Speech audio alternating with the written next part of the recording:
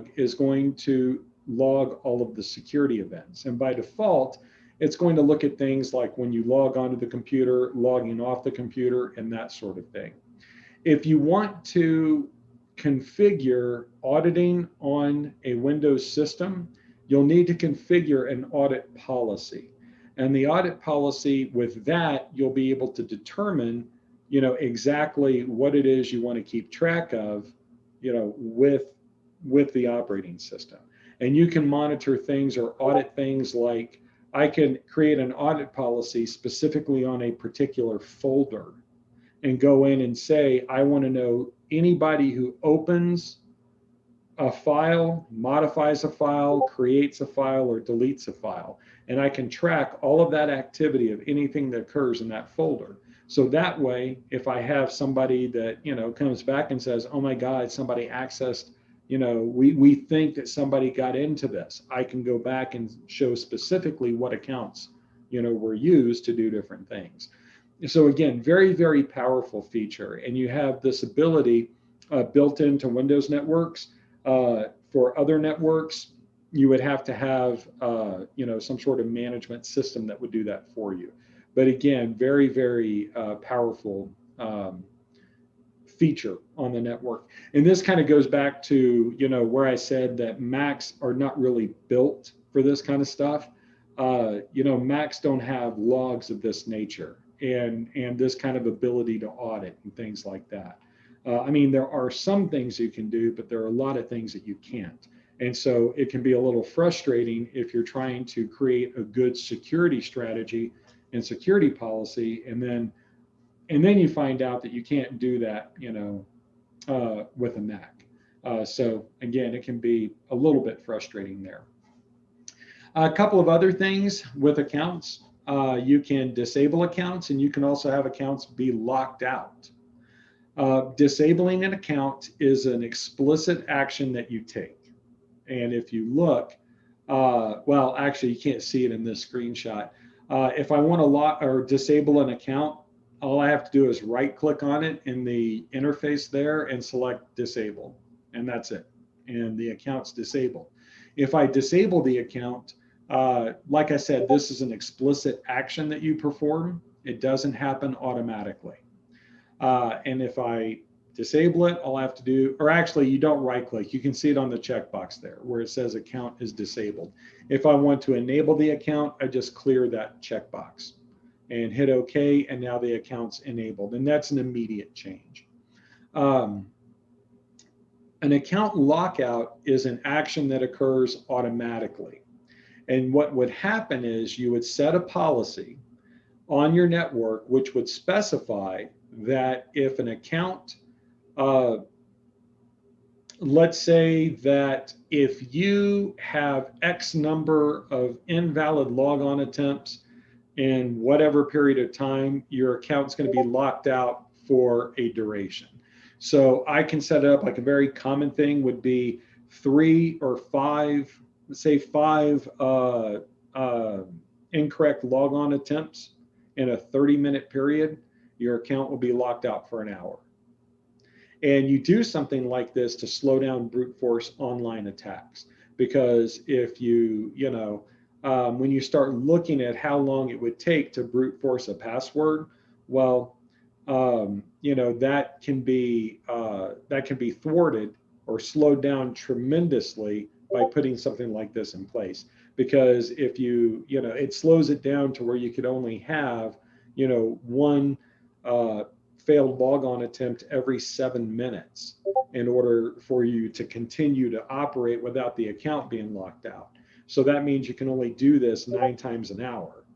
And you start looking at the fact that you would have to do 100 million guesses or 1 trillion guesses or whatever to break a password. Well, now that time, you've stretched it out. And so that's where this kind of thing becomes really, really useful. A couple of other things that we need to worry about.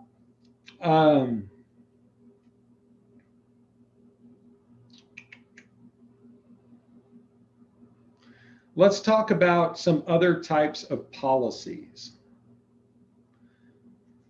We talked about policies that exist when you bring somebody on board, okay, onboarding policies and everything. You also need policies that will be in place as somebody, is an employee at your company. Okay. One of the policies that you will tend to see is going to be an acceptable use policy. An acceptable use policy outlines what you can and cannot do with company hardware and software. And this will typically have things in there like you can't load software without the IT department's approval or at all. Only the IT department can put software on your computer. You cannot use it to go to websites that are pornographic or gambling or whatever, gaming, that kind of thing.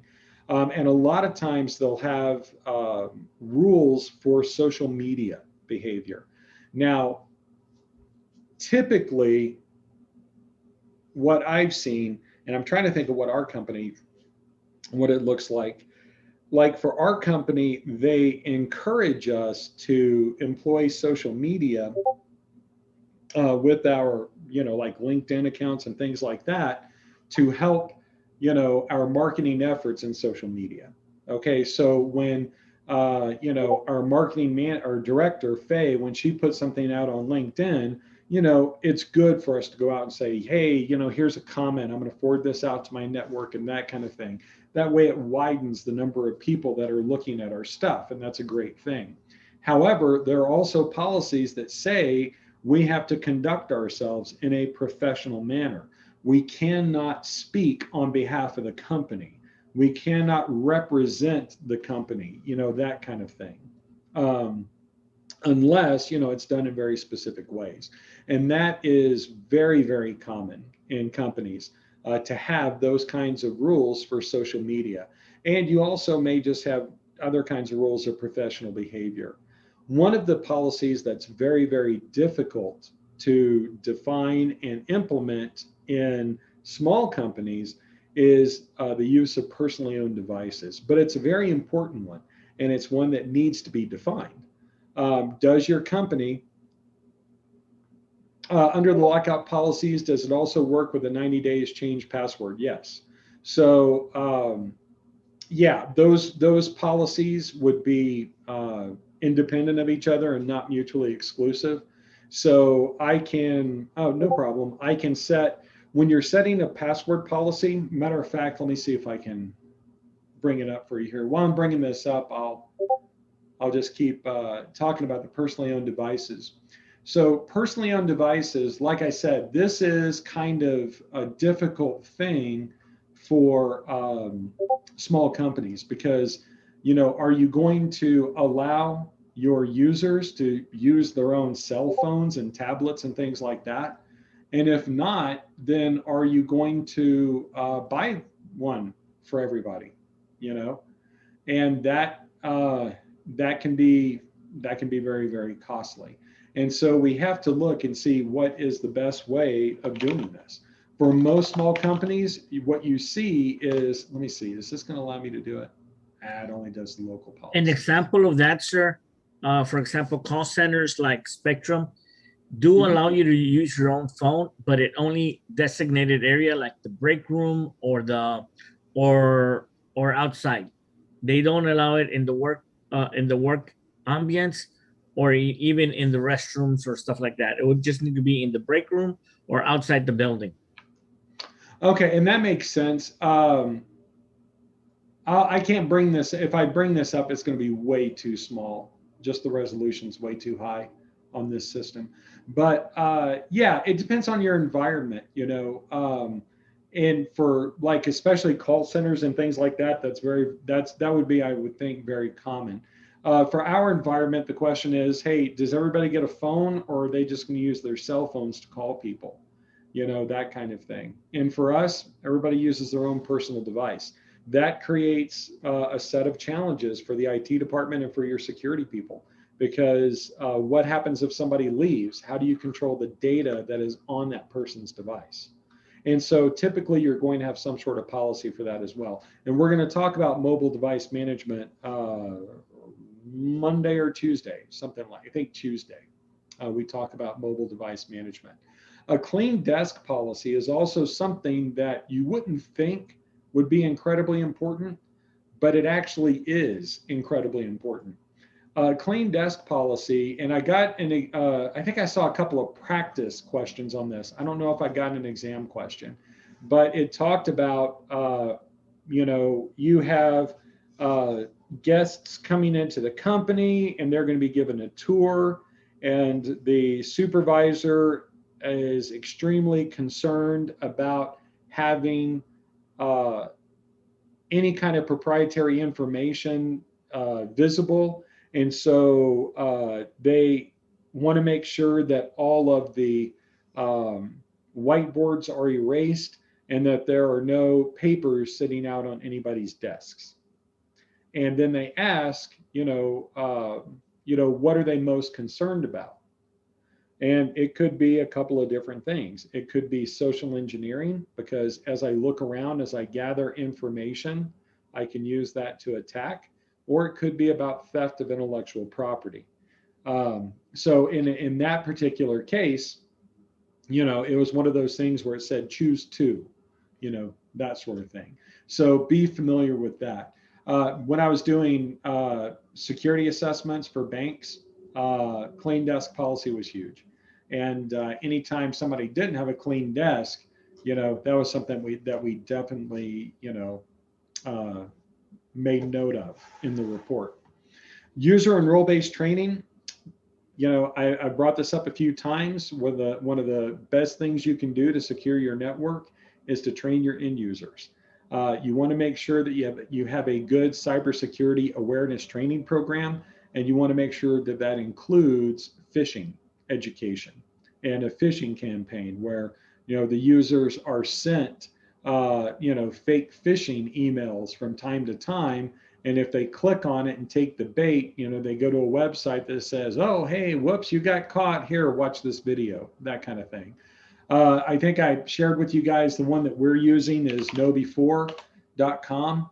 And I don't know what they have for personal training, but anyway, just very, very useful for us. We're really happy with it. So I got asked, clean desk also applies to desktops on laptops and PCs. Oh, thanks, Brandon. Sorry about that. I didn't realize that didn't go to everybody.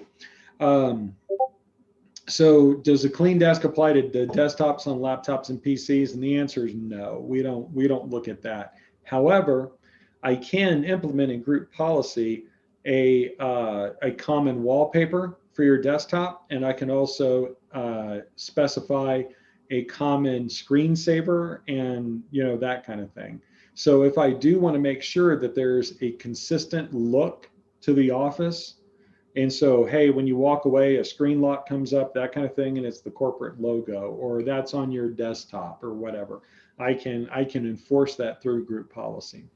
And military doesn't have to save memory in the system over time, so people don't all have their own background pictures and screensavers. So. Yeah, it can, and it really comes down to it comes down to priorities. I mean, when you start looking at the processing power, the amount of memory, hard drive space, and things like that are on the computer, even if videos or whatever, all of those picture montages and all of that is really not going to be all that resource intensive. What we find is now, if like when I was working with banks, we would see that the commonly or the shared computers that would be like in the lobby, it would be enforced with like a logo and all that kind of stuff. But if somebody had an office, they have their own computer, then we kind of just let them put whatever they wanted there. Because again, you want to pick your battles, and giving somebody a good work environment is important. And so we want to strike a balance between that and the security, that sort of thing. Sometimes it's very appropriate to lock that down. Other times it's not as important. It just depends on your environment.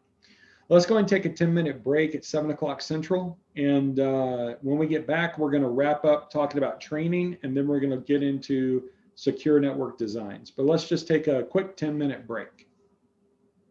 I'm going to step away for just a moment. I'll be right back.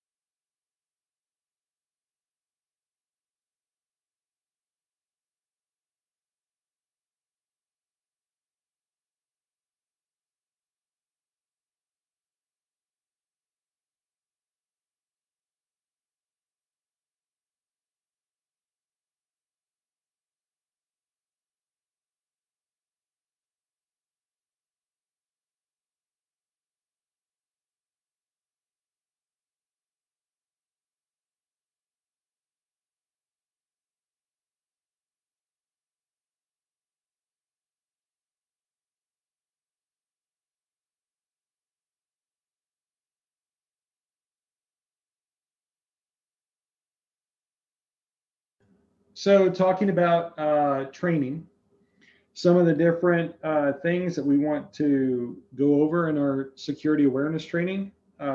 It's always a good idea to have a refresher on policies. Um, and also your, okay, thanks Juan. Also your procedures. So having security policies, response procedures, and your site security procedures, those are always good things to kind of give everybody a refresh on. And then safe data handling, how to manage their passwords. You know, if we teach our end users how to create secure passwords that are memorable, that's going to really help them out, and that's going to make our entire environment more secure. When you are going through training, or if you're presenting training, you want to make sure that you know your audience. Okay. You need to make sure that you know, like, for example, for us, if it comes to, you know, looking at how we train our developers, okay, well, these are highly technical people, okay, and they've got a lot of knowledge. So we can use a completely different, you know, set of language and everything for those guys than we can for like our sales and marketing or our executives or the non-technical staff. They just, their skill set is in a different area. And so we want to make sure that the technical content that's in the training is appropriate to the audience. Always make sure you know your audience. And then try to use as many different training techniques as you can.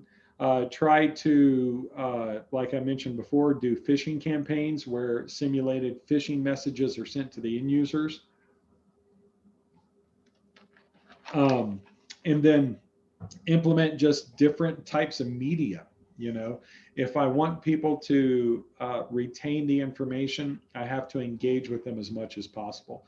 One of the things that I'm actually impressed about or with when it comes to the CompTIA stuff on the, you know, the learn.comptia.org, there are videos built in, there are diagrams, and then of course there's text. And then there are flashcards, and there are multiple choice questions, and there are performance-based questions, and games, and things like that. And so that type of different, you know, stimulation is going to help with you know, retention and everything. And so I think that the materials we have here are actually pretty good. But that's pretty much it for looking at user accounts and identity management, finishing that up from last night. Any questions before we move on and look at whatever we're looking at next? Security stuff, I think. I think we're talking about security in the next section. So anyway, any questions at all? We're looking at secure network designs, I believe. Cool. Let me go ahead and swap out my slide deck real quick.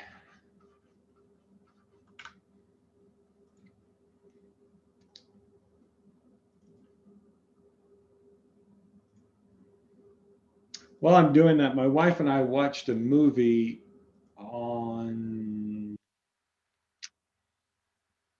Netflix, Amazon Prime. I don't remember where.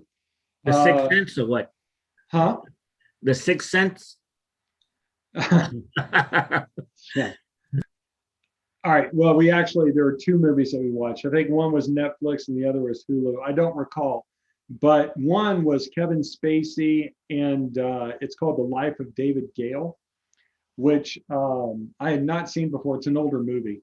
Well, he's not getting any work anymore, but it's an older movie, really good. And it kind of had that Sixth Sense kind of a real twist at the end kind of thing that was pretty interesting.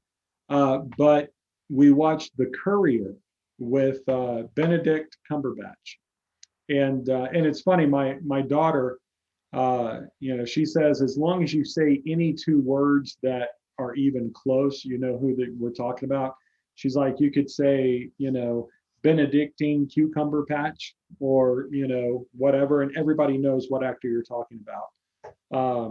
So anyway, we were watching Brandy Cabbage Patch in this movie, and it's called The Courier, and it's about a British salesman who ends up being kind of co-opted as a spy with a, you know, for the Soviet or with the Soviet Union back in like 1960 or something in the middle of the Cold War.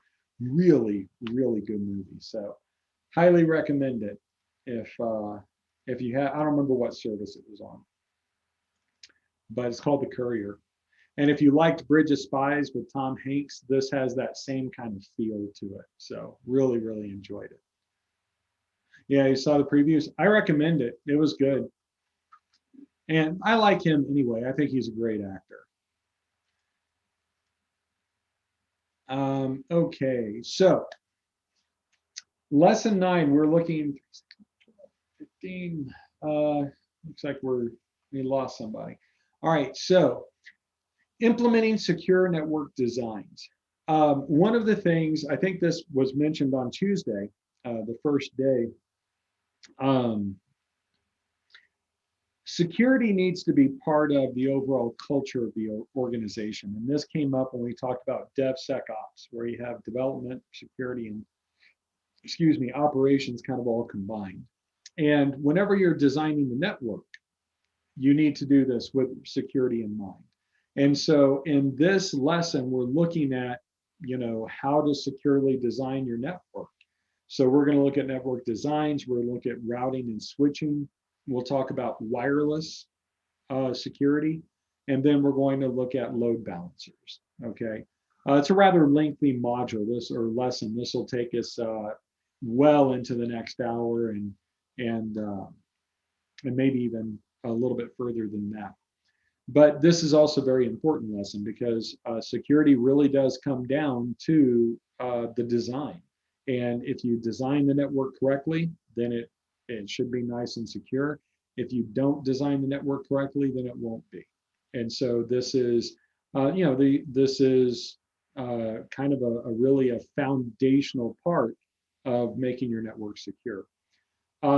Whenever you look at creating a network, you want to try to avoid just your basic cookie cutter kind of setup. Instead, you want to make sure that you're designing a network that really follows what your business is trying to do. If you don't have a good design, then this can cause all kinds of different problems. One, you can end up with single points of failure. Okay, a single point of failure is anything that if it fails, it would cause an outage of a service or or an application or whatever. So like, and this could be either you can be looking at the entire network design. So let's say I have a single internet connection. Well, that's a single point of failure. If that internet connection fails, then well, I lose that service. Or you can look at a single point of failure being on a piece of hardware. If I have a single power supply in my switch and that power supply fails, then I lose my network. So, maybe I want switches that have dual power supplies, things like that. Another problem you run into with a poor design is complexity. Networks are going to be complex enough. If I make them overly complex and I have lots of dependencies that are complex, then at that point we end up creating this monster that's very, very difficult to manage. The more complex and complicated the network is, the more likely you are to have oversights and mistakes, which means the more likely you are to have security breaches. So simplicity is a good thing. And simplicity is our friend when it comes to creating a network. When we look at security, you've got confidentiality, integrity, and availability.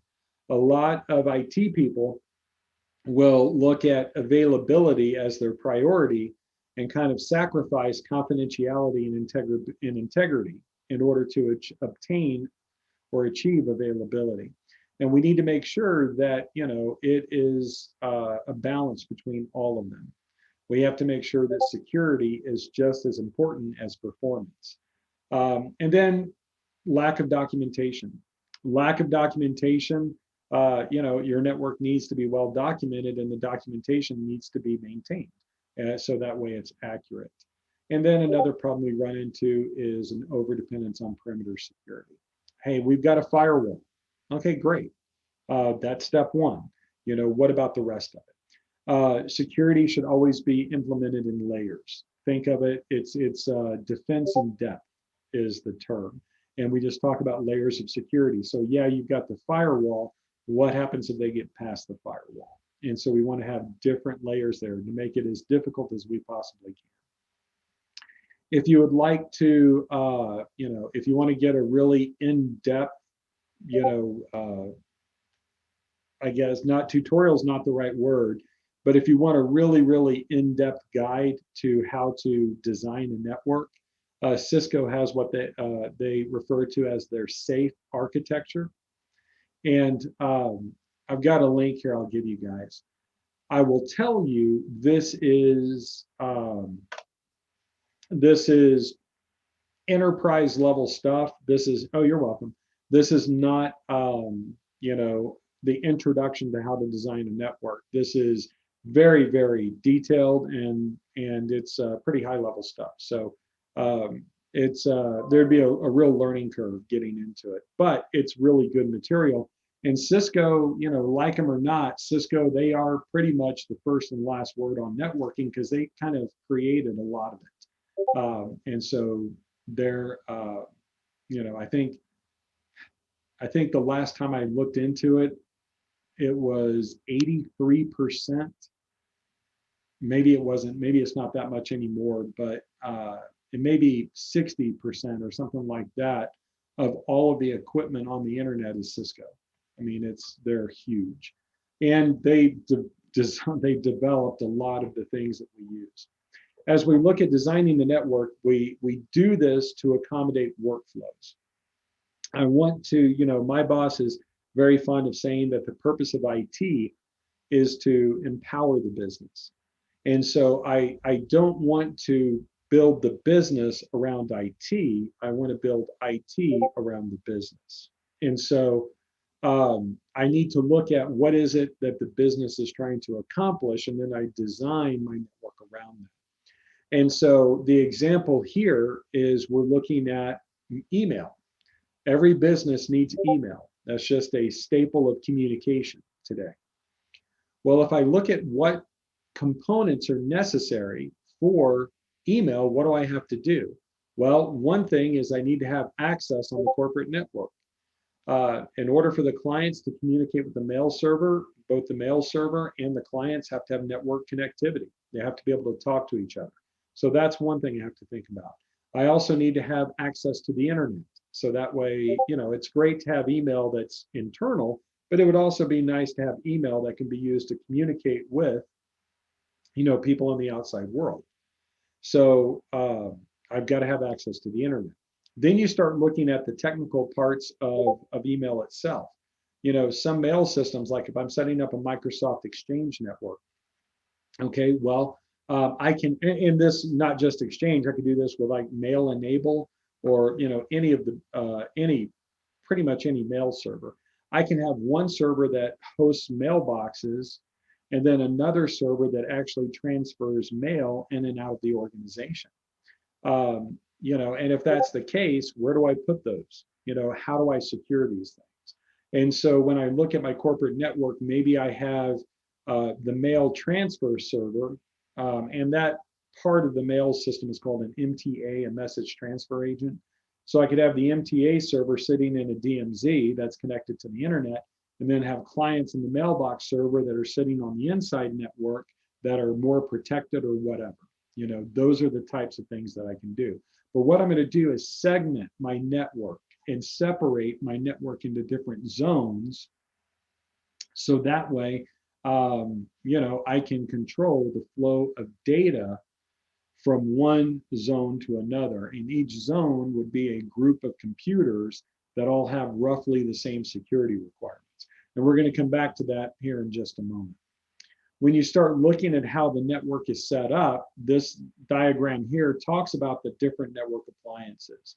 And this is all material that was covered in Network Plus, but I find it useful at this point to kind of do a quick review of these, the layers and all the devices and that sort of thing.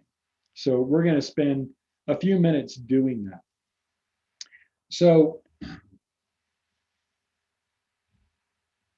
one of the things that I used to think, this was a long, long time ago, but I used to think that looking at things like the OSI model, the OSI model is just one of those theory things that's in the classroom that you never see anywhere else. And that's actually not true. A fundamental understanding of the OSI model is pretty foundational for anything else that we do. And you hear the terms talked about, well, that's straight. You hear terms talked about, in everyday conversation and our job.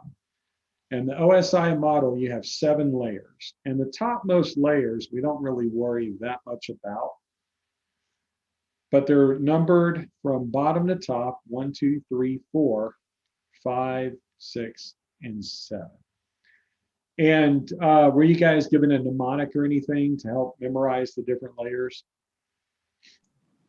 Like the one that I've always used is, please do not throw sausage pizza away. So if I start from the bottom, do what? Please do not take security plus again. Wow. That's the first I've heard of that. That's hurtful. That's what the first one they taught us.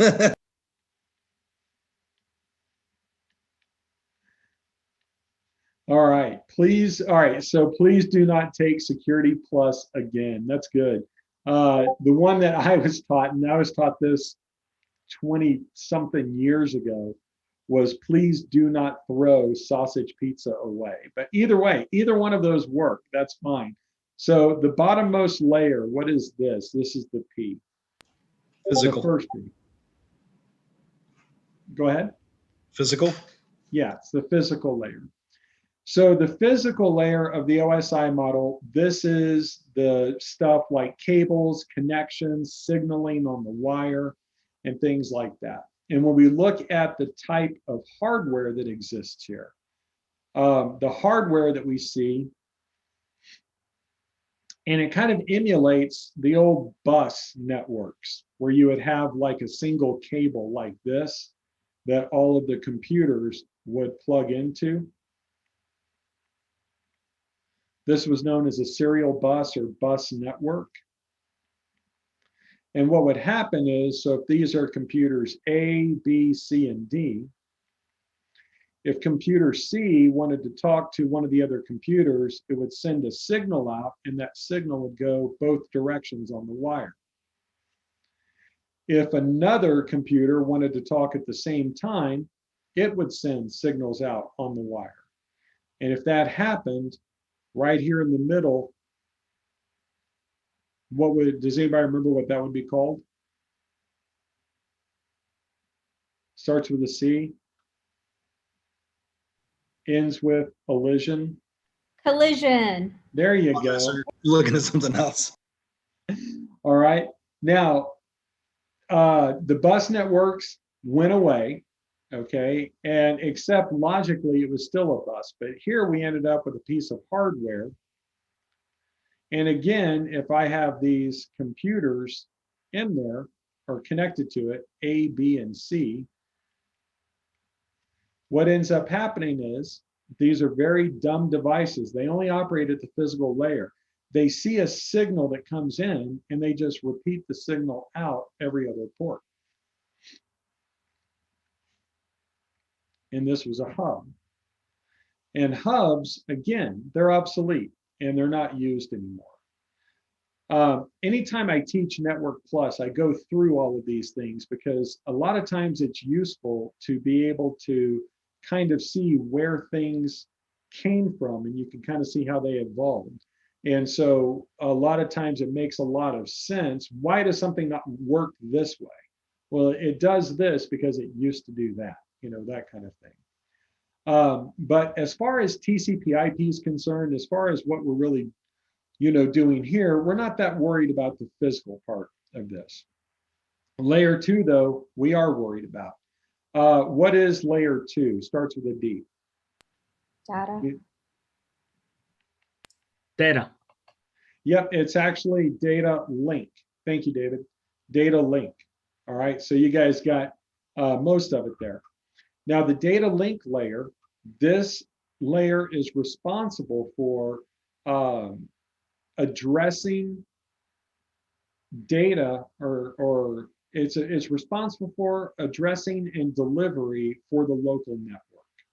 Okay, and so this is where I would have a device where if I have multiple computers that are all connected to it,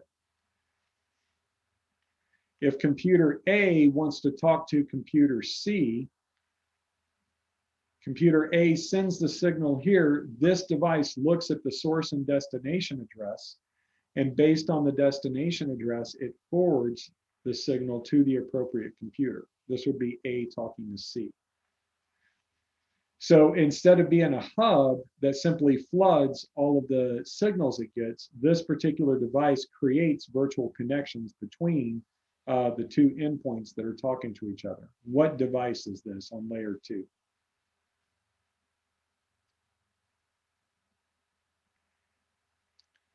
Wow, that's a horrible, it's really a bad drawing. While you guys are sitting there in awkward silence, I'm going to go ahead and make this look a little bit better.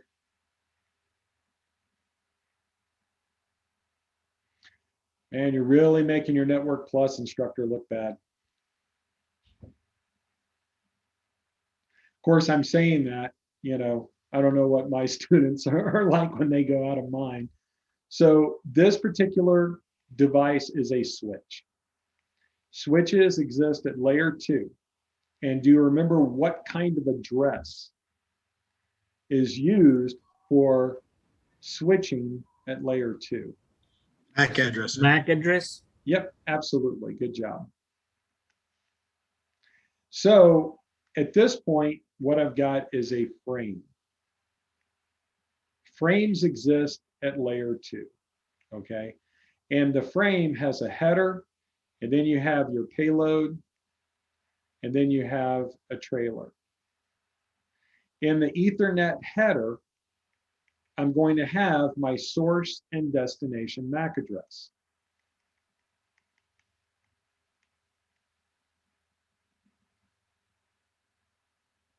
What's that link for, Joshua?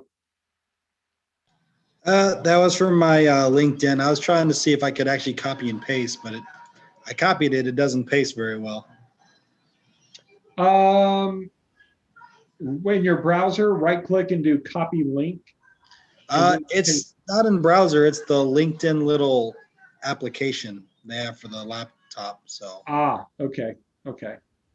But yeah, it was just in my contact info. I was trying to see if I could actually move my portfolio over, but it's not letting me. So. Okay. It was Are you just trying to get your LinkedIn link in there? No, that's for a portfolio I put together, but it's I don't know. I guess it could be copied and pasted into a. You know what? Let me try that.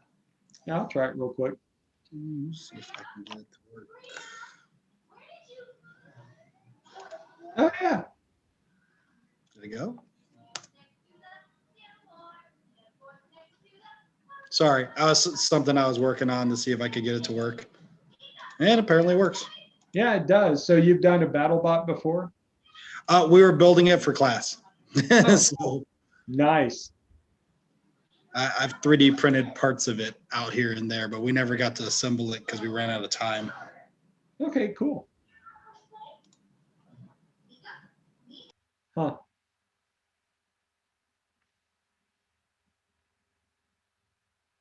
Sweet. I'll look at that in a little bit more detail later.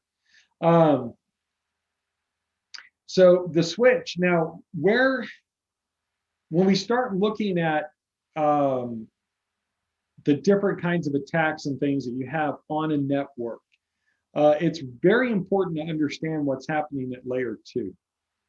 Okay, because there are certain types of attacks that really depend that actually the reason why they work is because of what's going on at layer 2.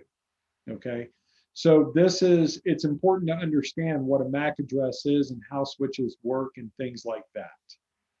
So to kind of give you guys a little bit of a review here, if this is my switch, when I plug a computer into my switch, the switch needs to learn a little bit about that computer, because every switch has an area of memory called a MAC address table.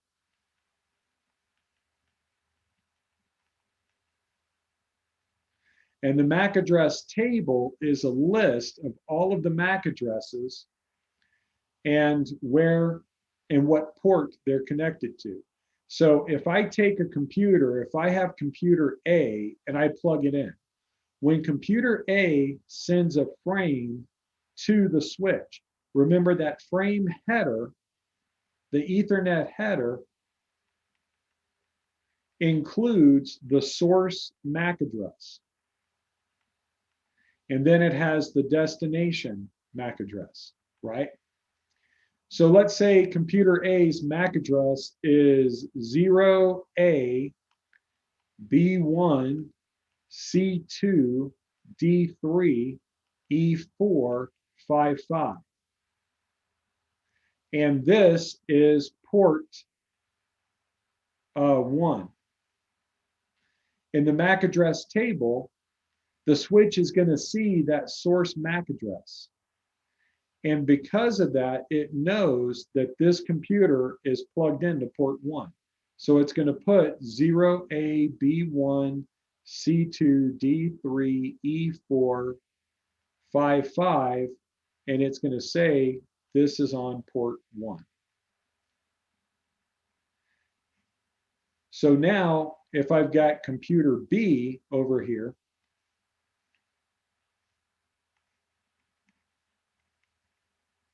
and computer B's MAC address is A0, 1B, 2C, 3D, 4E, 5F. When computer B sends a frame, the switch is going to read that source address and go, okay, A0, B1, or excuse me, I messed it up, doesn't matter, 2C, blah, blah, blah, equals port 7. And so in this way, the switch knows which computer is on which port, okay? And now whenever a frame comes in, it knows where to send it because it knows, no problem, Cody. It knows, it knows where to send it because it knows where all of the devices live. Now, this is important because I can utilize this information to attack the switch and attack the network. And I'll show you how here in just a little bit. Okay. But is this all pretty familiar? A review? Are you guys, is this good stuff? We good? Yes, it's helping. Okay, good. So now let's go up to layer 3. And I'm going to clear this drawing out if anybody wants to keep it.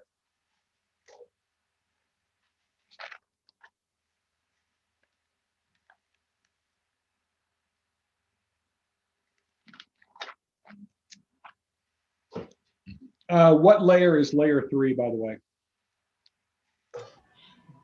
Network. Nope. Yep, it's the network layer.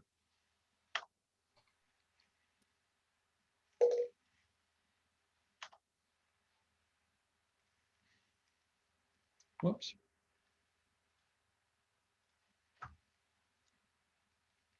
Now at the network layer, we're looking at connecting networks together.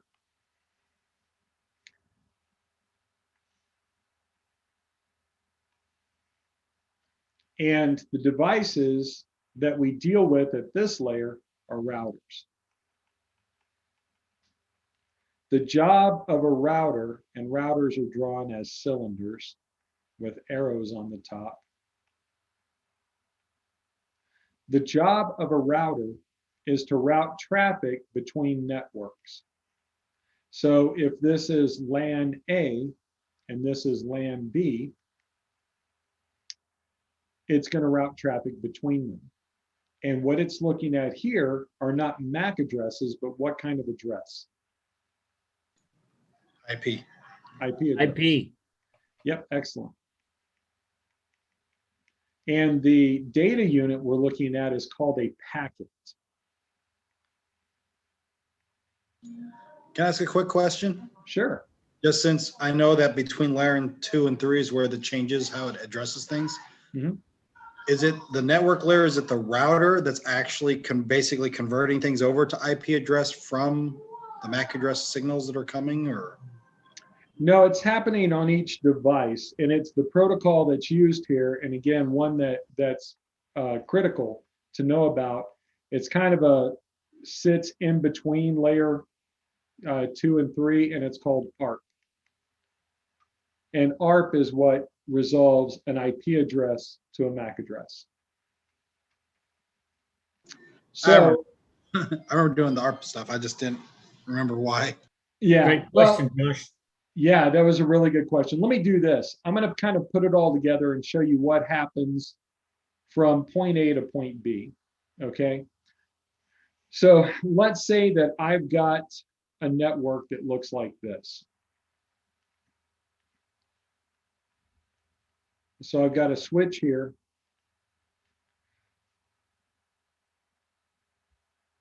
This switch connects to a router.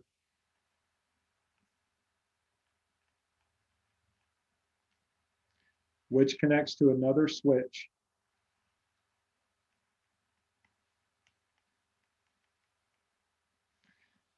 I have computer A here. I have computer B. I have computer C. And I have computer D.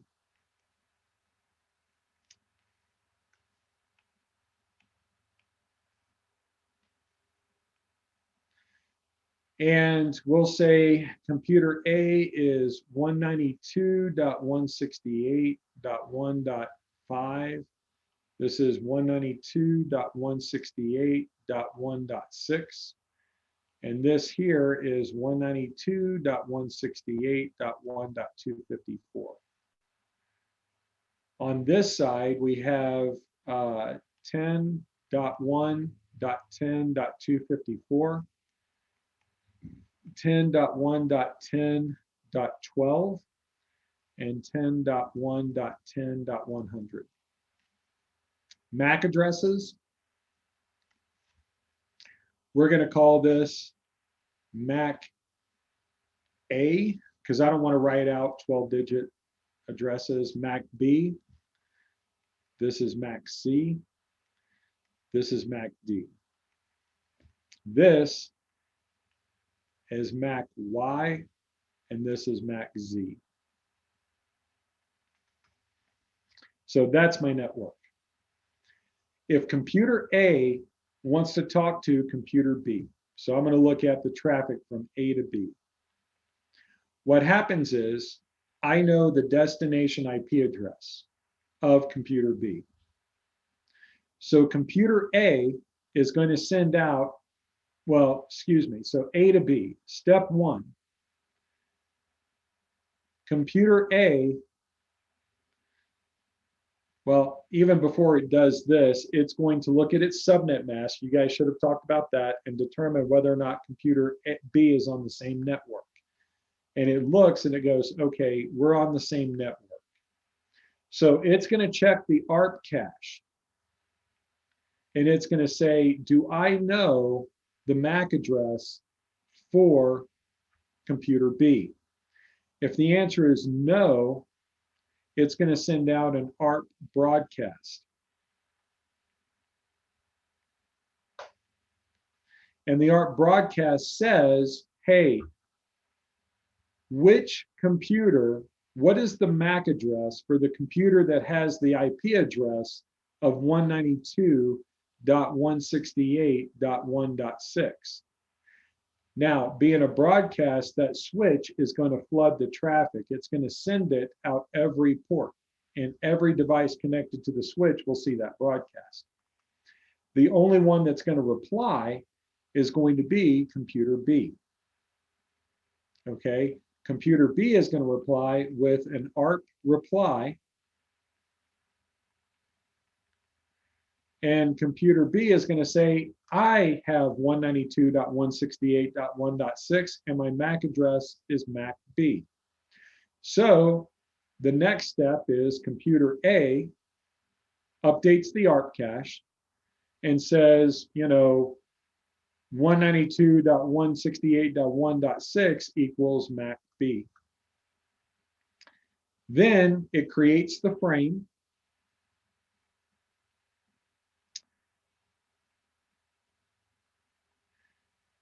In the IP header, it's actually going to look like that. In the IP header, the source IP is 192.168.1.5. What is the destination IP?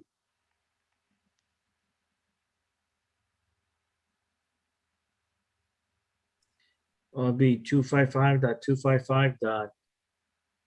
That would be the subnet mask. And the Oh, subnet correct. mask could be Sorry. used to determine if we're on the same network or a different network. But what's the destination IP for this particular data? What computer am I trying to talk to? B. Computer B. And So the IP address- 192.168.1.6. Yep, exactly. Then in the Ethernet header,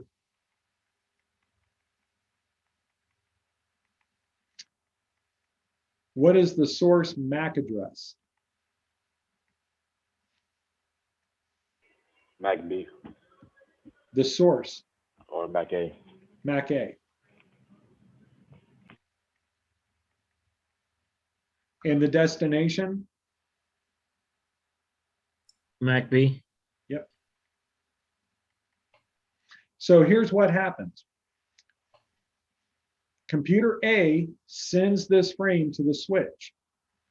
The switch does not look at the IP header because that's a layer 3 function.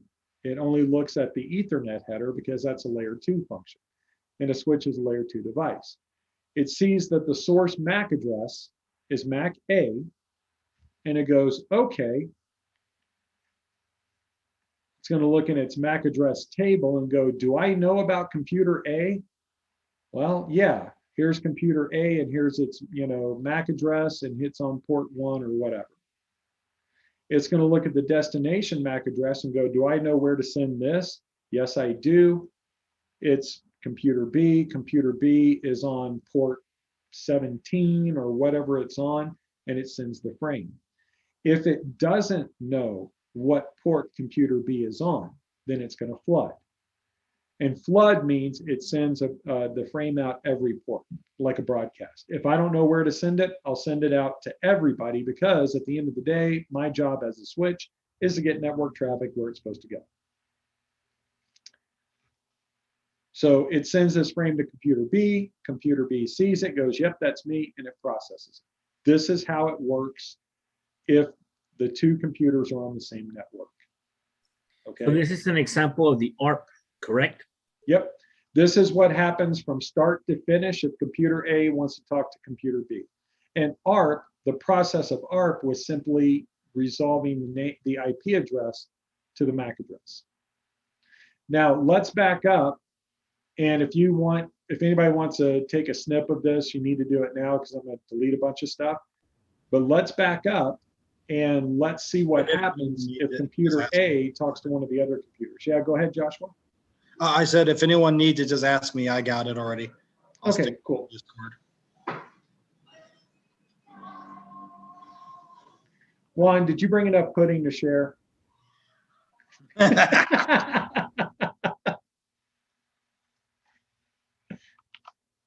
I tell you, it's a shame. Bill Cosby and everything that came out about him is a real shame, but I will always remember him as the Jell-O pudding guy. Yes. I still like his comedy show, Bill Cosby himself, Oh my gosh, yeah. Um, I don't know if you guys, if you're a big, I love stand-up comedy. I'm a huge fan, and I have a real appreciation for what those guys have to do. It's it's a difficult gig. Oh, don't apologize, Juan. I'm just giving you a hard time. No, seriously, don't apologize. But if you like stand up, Norm Macdonald is actually one of the funniest guys, and his stand up is hilarious. I will definitely check that out. But anyway, there's on Netflix. Have you seen Comedians in Cars Getting Coffee? Joy Coy is really good. Oh, okay, cool. I'll check that out. Yeah, Joe- my wife and I watch him a lot. He's He Comedians really- in Cars Getting Coffee is Jerry Seinfeld, and he basically picks comedians and picks them up in some sort of classic car, and they go get coffee and they just have a chat. Well, he picks up Norm Macdonald, and when they're getting in or out of the car or something, they mention Bill Cosby. Oh, it is. It's absolutely genius. And Norm Macdonald said, he goes, yeah, he goes, being a comedian, he goes, I get asked all the time, do you think that the most tragic thing about the whole Cosby situation is how it's going to impact his legacy? And he's like, no, I think it was probably all the raping. And it was just like, I was like, well, that kind of puts things in perspective, It's, At least we still have pudding. yeah, at least he still had pudding, exactly. But yeah, that show is genius. Comics are just, those guys are messed up. There's another one, you can find it on YouTube, called I Can't Believe That Happened or something, where comedians give stories about, no, this actually happened during a show or whatever. And it's pretty crazy. So here we're going to look at what happens. Go ahead, Joshua. I was watching a thing that just came out not like a couple days ago. It was talking about Bill Cosby's going to be released. Yeah, he got released, and I don't recall why. It was saying something like he's not a threat anymore. Other issue is that apparently at his trial, the trial isn't over, and they actually can't say whether he's right or they're right, if it was consensual or not or anything. So it was a technicality he got released on. He's being released basically. right now, but the court case isn't over. So it's over. His name's just been dragged through the mud though It is, and if he's guilty, then that's He can't be tried again because of double jeopardy. Yeah, Gabriel Iglesias is hilarious. He is. The other one, the master, I think, is Brian Regan. Brian Regan, if you haven't seen him, I've seen him live twice, and he's fantastic. Rob Schneider came back and did a stand-up show. Rob Schneider did? Rob Schneider, during the COVID thing, he came out and did one show, and to cut costs and stuff, like he announced himself, and also to limit how many people they interacted with. But it was really good. I'll have to check that out. I'll type it in the text. I think. Do you guys know who Paul Reiser is? If you ever remember a show in the 90s called Mad About You. Yes. He was also in, he's in Stranger Things. Later on, he's the doctor. Anyway, he's great. And we went and saw a stand-up in Denver. My wife and I did a few years ago. And I had forgotten he was a stand-up comedian. That's how he started. And Tom Hanks, I don't know if you knew this, he started in stand-up. But anyway, we go to see him, and Paul, he's talking about getting older. And what makes these things so funny is how true they are. But he goes, yeah, he said, I've gotten to that age. He goes, I can either tell you who I was talking to or what I was talking about, but never both. He goes, so the conversation is always, I was talking to somebody about that God, who was I talking to? But anyway, we were talking about bacon or whatever. He goes, or it is, so I was talking to Bob last week, but God, what were we talking about? He goes, you'll never remember both. It's either who you talked to or the show was Comedians in Cars Getting Coffee. Great show. He interviews just all kinds of comedians. It's really, really good. But anyway, getting back into the material here, I'm behind enough. So let me see if I can catch up a little. So no problem. So let's say computer A wants to talk to computer D. And so the first thing that happens is computer A looks at the source IP address, the destination IP address, and compares the subnet mask. And I'll check Rob Schneider out for sure. But it compares it to the subnet mask, and it determines that computer D is on a different network. So it knows that instead of forwarding the frame, it can't send the frame directly to computer D because it's on a different network. So here's the process that it goes through. The first thing that computer A is going to do, like I said, step one is, are we on the same or different network?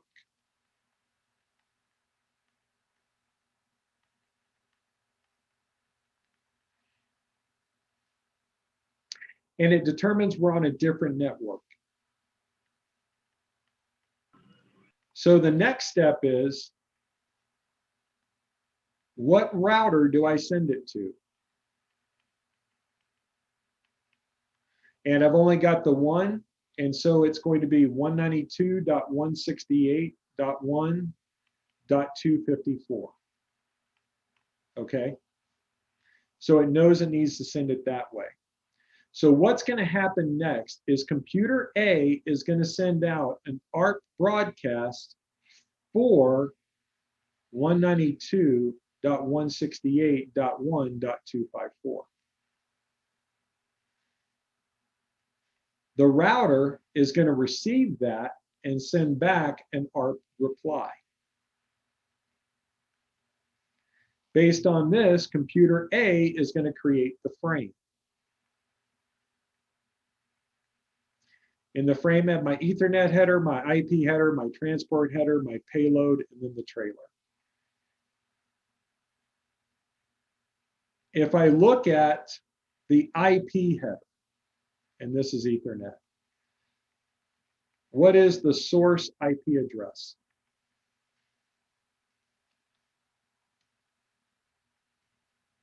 One 192.168.1.5. Yes. What is the destination IP address? 192.168.1.254. No.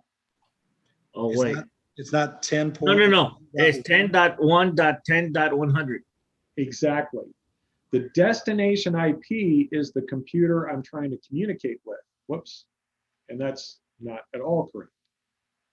So it's computer D. So it's 10.1.10.100. Now, source MAC address. That 192.168.1.254. Well, we're looking at MAC addresses. What's the source MAC address? The source. Will the source be considered MAC A? Yes, because that is the computer that is sending this traffic. What is the destination MAC address? MAC D then.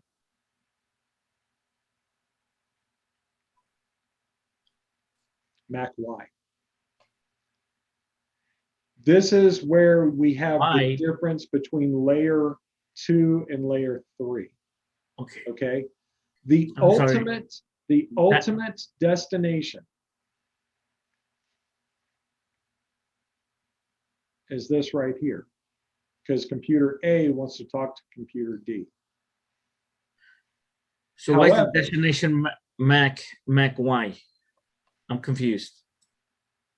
Yeah, isn't that just the router? Yep. Is it? So it's the you bridge basically get it between to the Mac router. D- and the Hold on, router's gonna get it? one at a time. Joshua, go ahead, and then Juan, you can ask. I said, is so basically computer A is going to get the message, even though it says IP address, it's trying to get to that computer.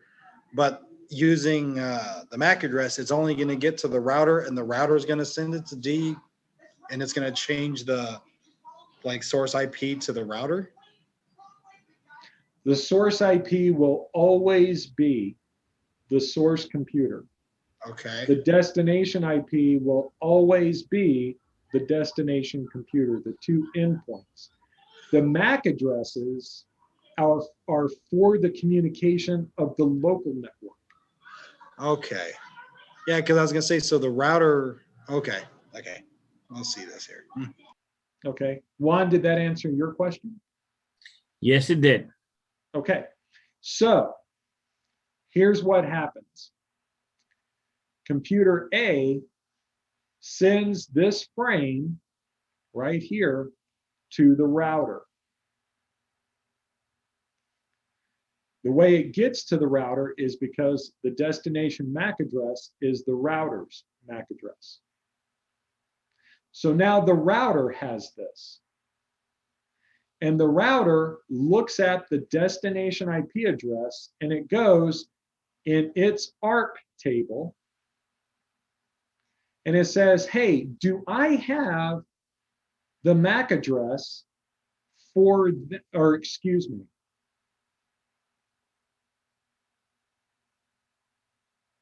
Yes, I'm sorry, I lost my train of thought.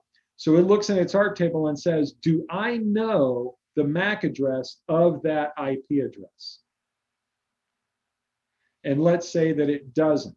Well, at that point, it's going to send out an ARP broadcast for 10.1.10.100. And computer D is going to send an ARP reply and say, oh, that's me. And my MAC address is MACD. So now what's going to happen is the router is going to create a frame.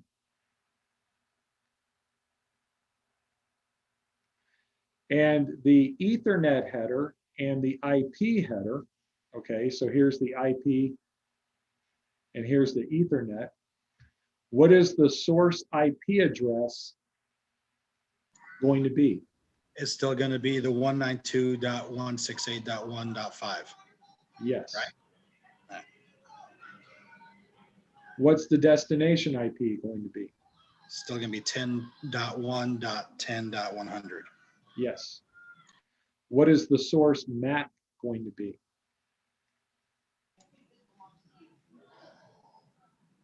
MAC Y? MACD. No, for the source. The destination is going to be Is MACD. Yes. The source MAC is going to be MAC-Y. Which is MAC-Y connected to that switch? Which interface is connected to the switch that computer D is on? The router. Oh, it's MAC Z. Oh my God, that's Let's confusing. see. Okay. So it's Does the that make same sense? router, but it has two different MAC addresses depending on which network is talking to it. Yep. Gotcha. Okay. Each interface on the router is going to have its own MAC address and its own IP address. So the MAC address, is that for the switch or for the router? The router has two MAC addresses? Yeah, because it has two interfaces. One interface is connected to the switch on the left and the other interface is connected to the switch on the right.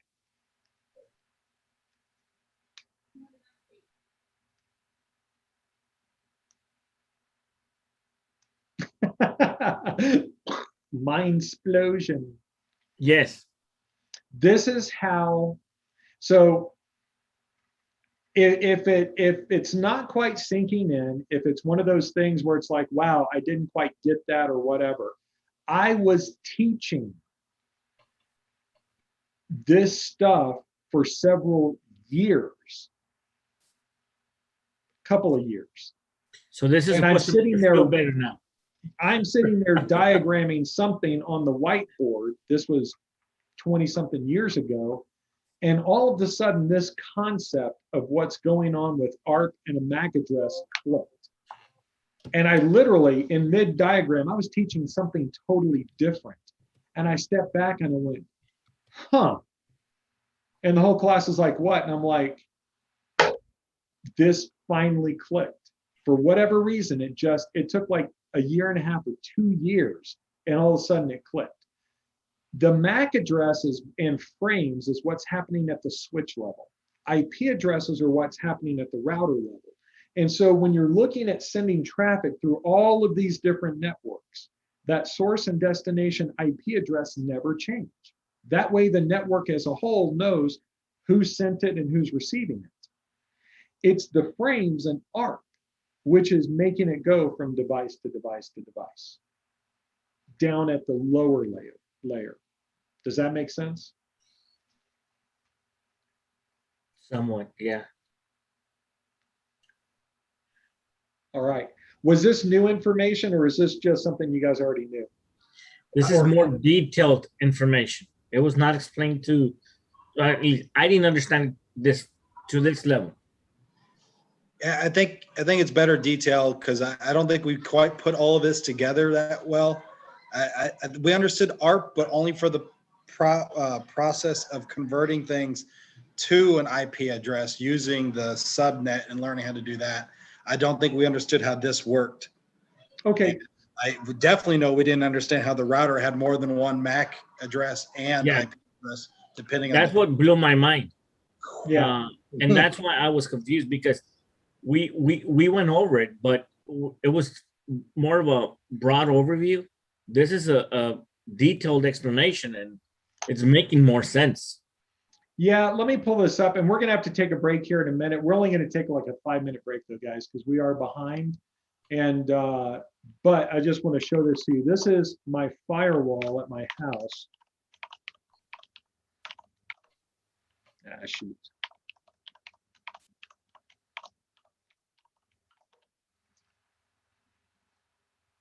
Hello. There we go. Actually, I don't have to type in that password. All right, let me do a show version. So this is the firewall at my house, and firewalls can operate in a couple of different modes. We'll talk about it in a moment, but one of those is routing mode. And these are all of the interfaces. Okay, these are all, so I have gigabit Ethernet 1.1, 1.2, 1.3, and all of that. Each one has a separate MAC address. Mind blown.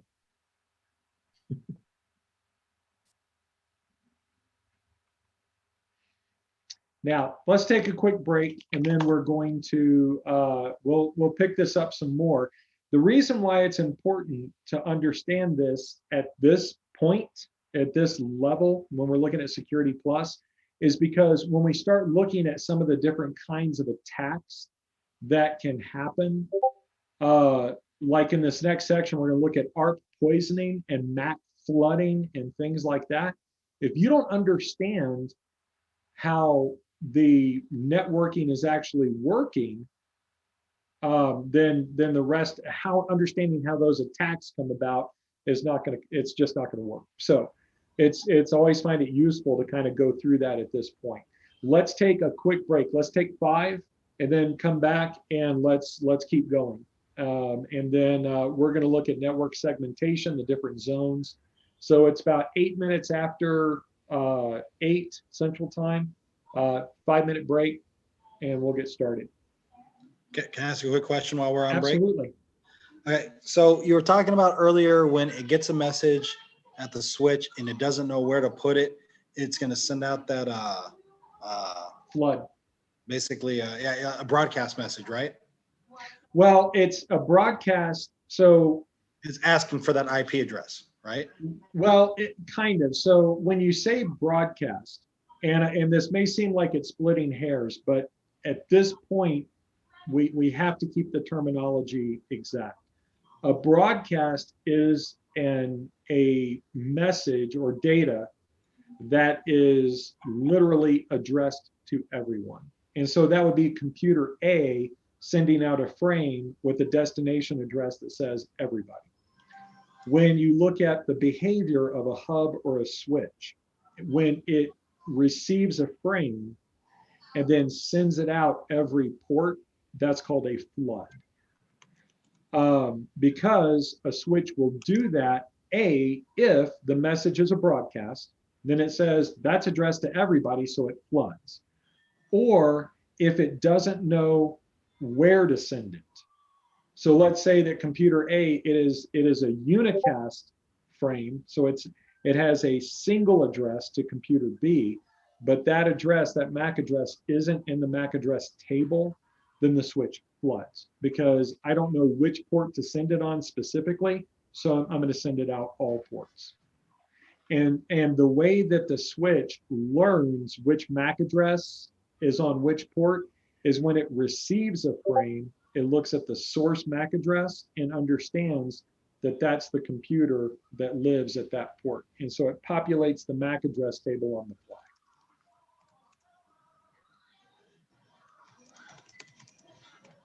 I'm going to open my door real quick in my office because it's getting kind of hot in here. I'll be right back.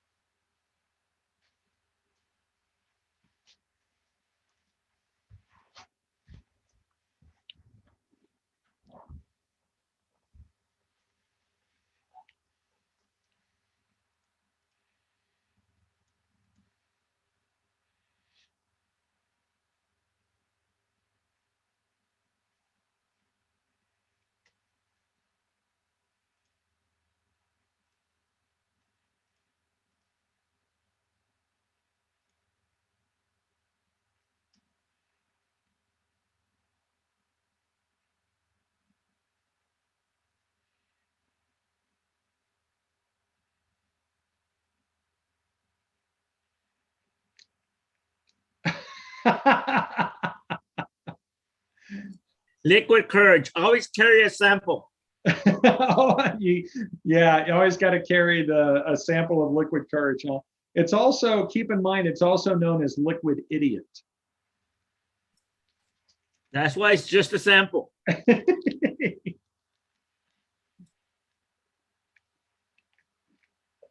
So Juan, you're in San Antonio? Fortunately enough, yes. I'm originally from the Rio Grande Valley. Lived there for over 40 years. Recently moved up here. And Why do you say transferred up. fortunately? Which part of the Rio Grande Valley? I was in the McAllen Mission area. Oh, okay. Yeah. Really nice area. But I came over here for opportunity and growth and advancement opportunities. Do you like San Antonio? I really do like it. I'm still 100% GPS. I'm getting to know my way around more and more. I'm not 100% comfortable compared to what I used to be over there in the valley. I just know where the places, the good places are, the safer places, and where, you know, where the flooding is and not here. So that's kind of scary for me. Yeah. Yeah. Yeah. We're actually, so my mom, I grew up in Bernie, which is outside San Antonio. I love that area. Yeah. Live Oak, Bernie area. It's really, really nice. Yeah, it's so different than it used to be, from what I understand. We're actually heading down. We're a week from today. We're driving down to Georgetown, which is where my mom lives, and so I want to. We were planning on only staying a week, but I might try to get us to stay a little bit more than that because I would love to take my wife to Bernie and show her that area where I grew up and everything. I usually take my kids to the duck pond there. Mhm. It's really, really, really, really nice, real serene. Yeah, I wouldn't mind taking her out to Fredericksburg either. And the Gruen area is really nice as well. Oh, really? Yeah. Cool. Yeah, it's yeah, those are we're really looking to move back there next summer, probably in the Austin area because Shannon's oldest daughter lives in Austin and my wife lives in or excuse me, my mom lives in Georgetown. So we're looking at possibly getting out there, but Well, San Antonio's only an hour away, so you guys could visit any day if you guys were to relocate to San Antonio. yeah, San Antonio, of course, driving I-35 from Austin to San Antonio could take anywhere from 2.5 hours to 2.5 days, depending on traffic. So Yeah, well, I-35 is so ridiculous. yeah, around the New Braunfels area is really nice as well. Yeah. And Yeah, it's way closer to Austin. yeah, I'm trying to figure out which way we want to go. We'd like to get back to Texas. I love Texas. I like Governor Abbott. I just like a lot about it. But I also like Florida, and I like DeSantis. So anyway, I figure any place where I can have, if I can have my guns and not wear a mask, I'm fine. So. Yes. And All Joshua right. can teach gun control, right, Joshua? Teach anything you want about weapons. Yeah. Well, it's funny because my mom is what, 75 now, and or 76, and we go to her house for the first time, and since she moved and all this, take my wife and everything, and she had a sign on the door that says "Gun control meetings using 2 hands," and I'm like, "Yep, that's my mom." So anyway. All right, network topology and zones. So what I was saying before is we have to empower the business. We need to look and see what the business does. And so we want to analyze the different services that we're providing, and then we configure our network around that. This typically means that we're going to organize our network into zones. Demolition Ranch on YouTube. I haven't, but I will look into that, Cody. So the owner, Matt, he lives in Bernie, and they own a company called Bunker Branding, and they make merchandise for other YouTubers. Huh. And Black Rifle Coffee's there as well. Oh yeah, I've had. Test gun stuff, blowing things up, shooting it. Yeah.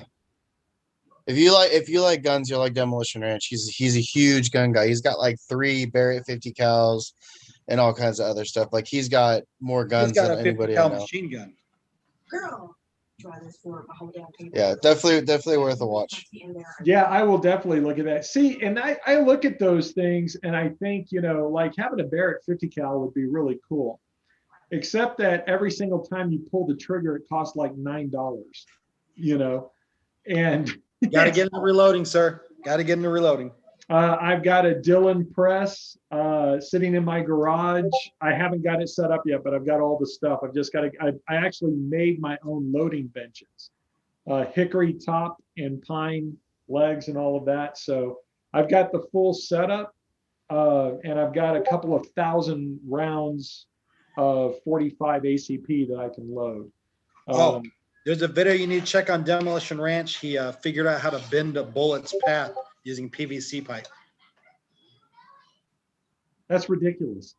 Oh yeah, I think it was a 45 too. He managed to shoot it. I think it went over 200 yards of PVC pipe before it hit the target, and it was all bending through the trees. He was pretty amazed. Oh my God, I will have to check that out. Yeah, I carry I've got my concealed carry, and Colorado, Texas are reciprocal, which is cool, but I carry a Wilson Combat X-Tac 45 ACP. It's a 1911. I love it. Absolutely love it. But the problem with 45 September 1st, you might not even need that. Do what? Come September 1st in Texas, you might not even need that anymore. Yeah, that's what I hear. But hey, what was it? Gosh, the author, I can't remember his name. It'll come to me, but one of his, he wrote The Moon is a Harsh Mistress. He's a sci-fi writer from the 50s and 60s. But he had a saying that I really liked. He said, a well-armed society is a very polite society. Yes. So anyway, all right. I will definitely check out Demolition Ranch, though. That's pretty amazing. If you move out here, you got to keep in touch. I'll do that. Well, you guys, you have my email and you got my LinkedIn, so I'll post something, and yeah, that'd be cool. That'd be cool. So, gosh, were we talking about guns? Wait, what are we talking about? We went off into guns. Hey, you know what? I love to shoot. To me, it's relaxing. It's a lot of fun, and I can talk about it all day long. So we do need to get back into talking about network topologies and zones. Do we? Rodney, you asked me, first off, you asked me, what am I using to make such clean illustrations? First off, thank you. Most of the time, I think it's chicken scratch. I actually have this little tablet here. It's the brand is Wacom. Anyway, Wacom Intuos is the tablet. It's a little Bluetooth tablet. Comes with a stylus. And I got it to see how it would work, and it actually works pretty well with the. Yeah, it's pretty good. Yeah, you beat me to it right now. I was going to ask him the same thing, and them things look clean. Yeah. Cool. Yeah, it works really, really well, and it's Bluetooth. So the only time I have to plug it in is when the battery starts. When it beeps at me about the battery, I'll plug it into a USB on my computer, and the computer, I mean, it charges it while I'm using it and all that. So yeah, it works really well. And if I recall, it wasn't that expensive, but I expensed it. So, so to me, I wasn't all that concerned about the cost at the time, but it really does work, excuse me, pretty well. But when we look at zones with our networks, we're going to group our computers together or the devices on the network based on the common security need, which, speaking of, I just got the notice that came up that says my tablet battery's low. So I'm gonna have to plug that in here at some point. Of course, I don't have a cable handy. Love those Wacoms. Do what? The Wacom boards and stuff. I love those things. Oh, yeah. Yeah, this one, I'll,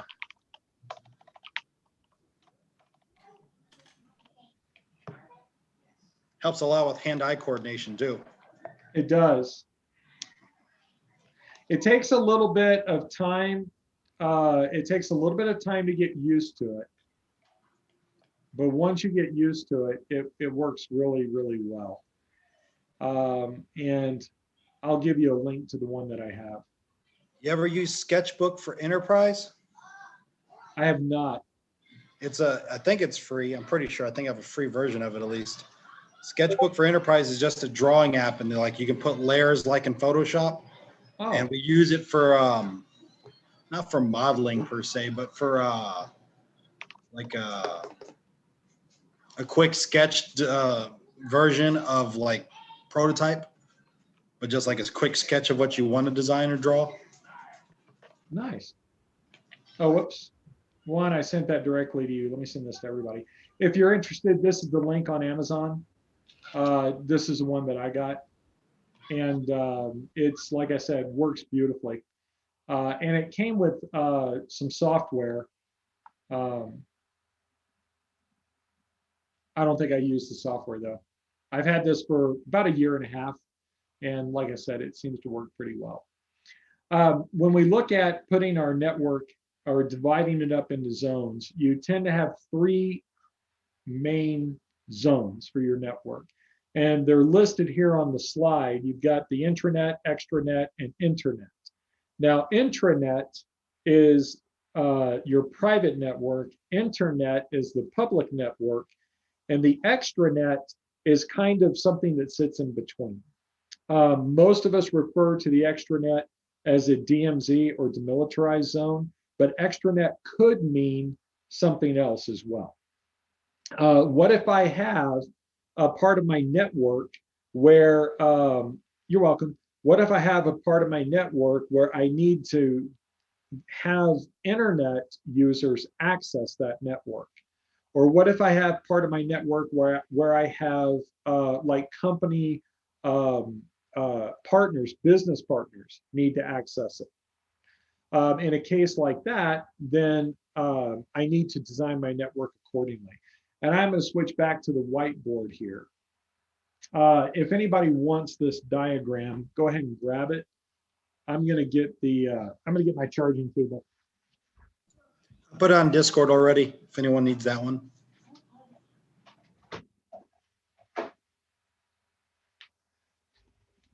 So does ACI encourage you guys to use Discord, or is that just something you came up with on your own?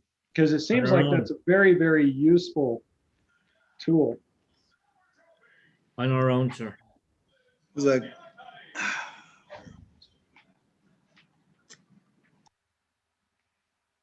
Well, the reason why I ask is because if it's not something that another instructor had recommended, I'm going to be recommending it to my other classes. Because it seems like it's something that you guys find very useful. Great way to talk about the instructor behind his back too. No, sir. None of the other instructors implemented us using it for ourselves. It was something that we started on our own, but the other instructors have shared their LinkedIn's with, I mean, not LinkedIn's, have shared their Discords with us though. Gosh, I guess I need to have a Discord server then. it's come in handy because like things you put in the chat, if we snip it, we can just drop in Discord or just copy and paste it over. That way we don't lose it, because like every time we come in or out of the room, the chat blanks, you know, and sometimes people get kicked out and come back and it's all gone. Huh. It comes in handy because Discord, they just go on it and they can just scroll up and look at whatever they missed. Yeah, I appreciate that. I'm going to look into that. Yeah, and Some of our- I was the one that actually like started our server for the class, but you can do like, we have like channels, each individual channel for each individual class. Then we have each individual channel for resources for each class, and then you could do voice channels. So you could label them however you want. So you can customize it to have just about anything you want to do with the pro, you can do it. It's super user friendly, and like Josh said, we've been able to collaborate and put all of our resources from different places in one spot. Huh. We hold meetings just like this right here in Zoom in Discord, and we go through notes and go through lessons together. Sweet. It's awesome. It's a great resource. Yes, it's helped us out quite a bit. Okay. Well, I appreciate that. I'm going to look into it. I've got a Discord account. I just haven't, that I've used for gaming. I just haven't been on it in a long time. So I'll check it out. I can see where that could be really, really helpful. So I'm going to go ahead and do a different diagram here. And this goes back into looking at different network zones. And these zones will have different names based on, you know, just network equipment or diagrams or whatever. So you've got the internet out here, and the internet tends to be drawn as a cloud.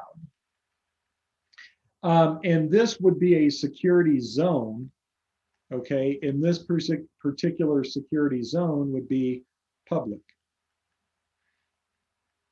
because it's the public internet. Now, also, you'll see this referred to as outside, because it's outside the network. Like, for example, if I set up a Cisco firewall and other firewalls as well. So here's my firewall. The interface that it creates two interfaces by default. One is the outside interface and the other is the inside interface. Okay, so that kind of terminology is very common, and those are used pretty much interchangeably. So public, internet, outside are all going to be very similar.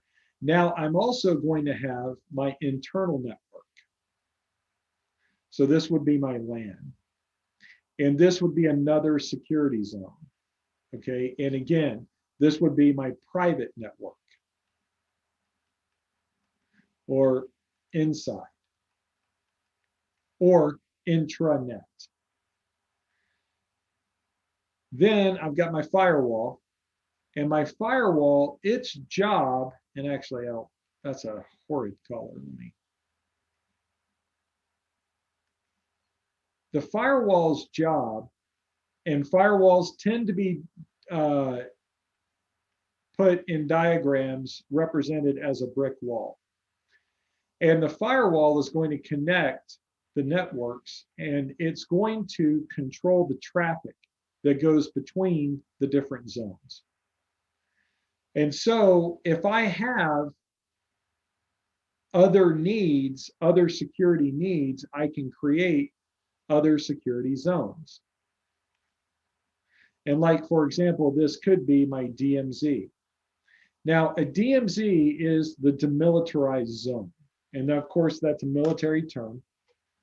And the DMZ is where you put hosts that communicate with the, or all of your hosts are going to communicate with the internet for the most part, unless you just have a very, very security sensitive device. And in that case, maybe you don't connect it to the internet at all. But for the most part, I'm going to allow connections to the internet. The question becomes, what about connections from the internet? Because there's a difference. The way that most of these networks are set up would be that if I have a computer in this network, if it wants to connect to the internet, that's fine, and replies can come back in.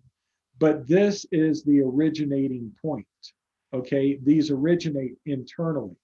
What if I have a connection that originates from the internet and comes inside?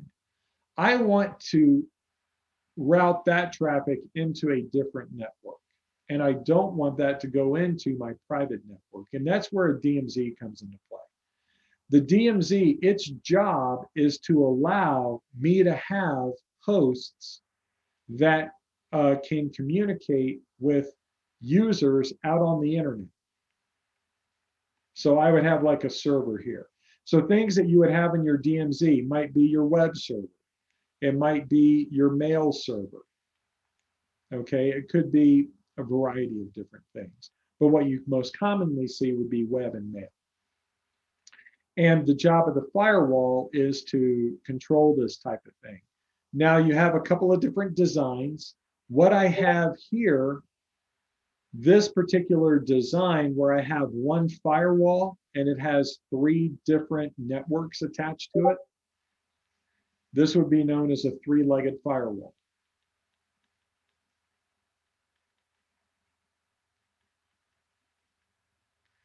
Or triple homed, or whatever. This is a very, very common design. It requires one firewall.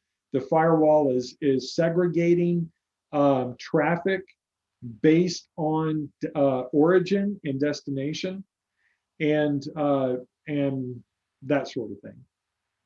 Another way that I could design this would be like this. I've got the internet. I've got my DMZ, and then I've got my private network. And between these, I have firewalls.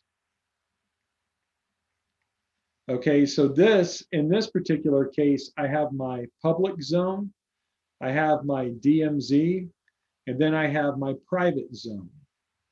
And in order for these networks to talk to each other, okay, so traffic can start out here and can go into the DMZ. However, it cannot go into the private network. This is what's known as a screened subnet.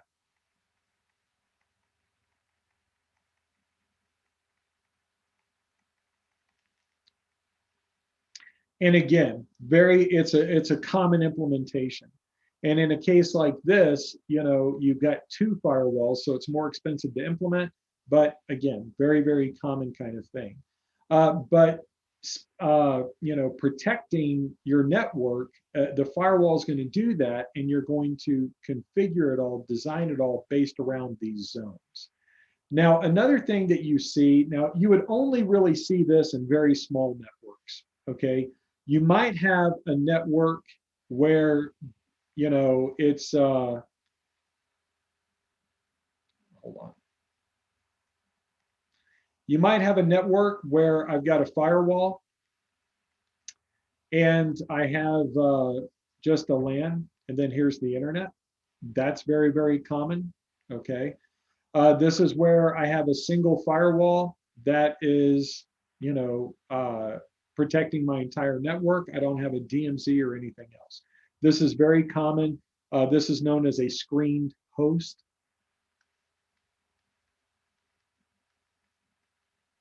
Design.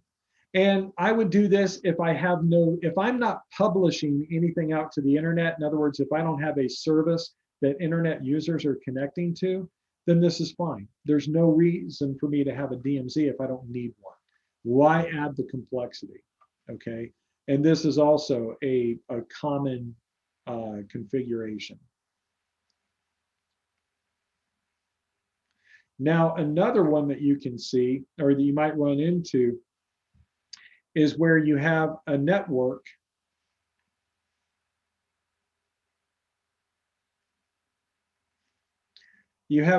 out there, like here's the internet, and I've got a server that is a multi-home computer, and here is the rest of the network. This you might see, but it's very rare to see. And you also might see something where you've got, like, I don't know if you guys have seen this before, but let's say that like you have this edge device, and an edge device is any device that, you know, separates you from the internet. It's connected to the edge. In other words, it's connected to the internet. But let's say that I've got like this, go ahead. Well, what would that be called?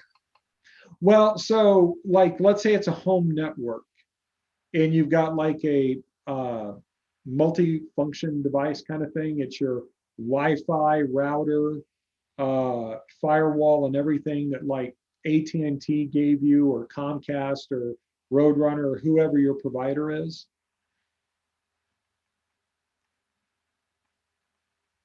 In a So that's a more Soho, traditional system based for home networks. yeah, this would be like the residential grade stuff. Yeah, it's your basic gateway. Exactly, Brandon. This is what you get from your internet provider at home.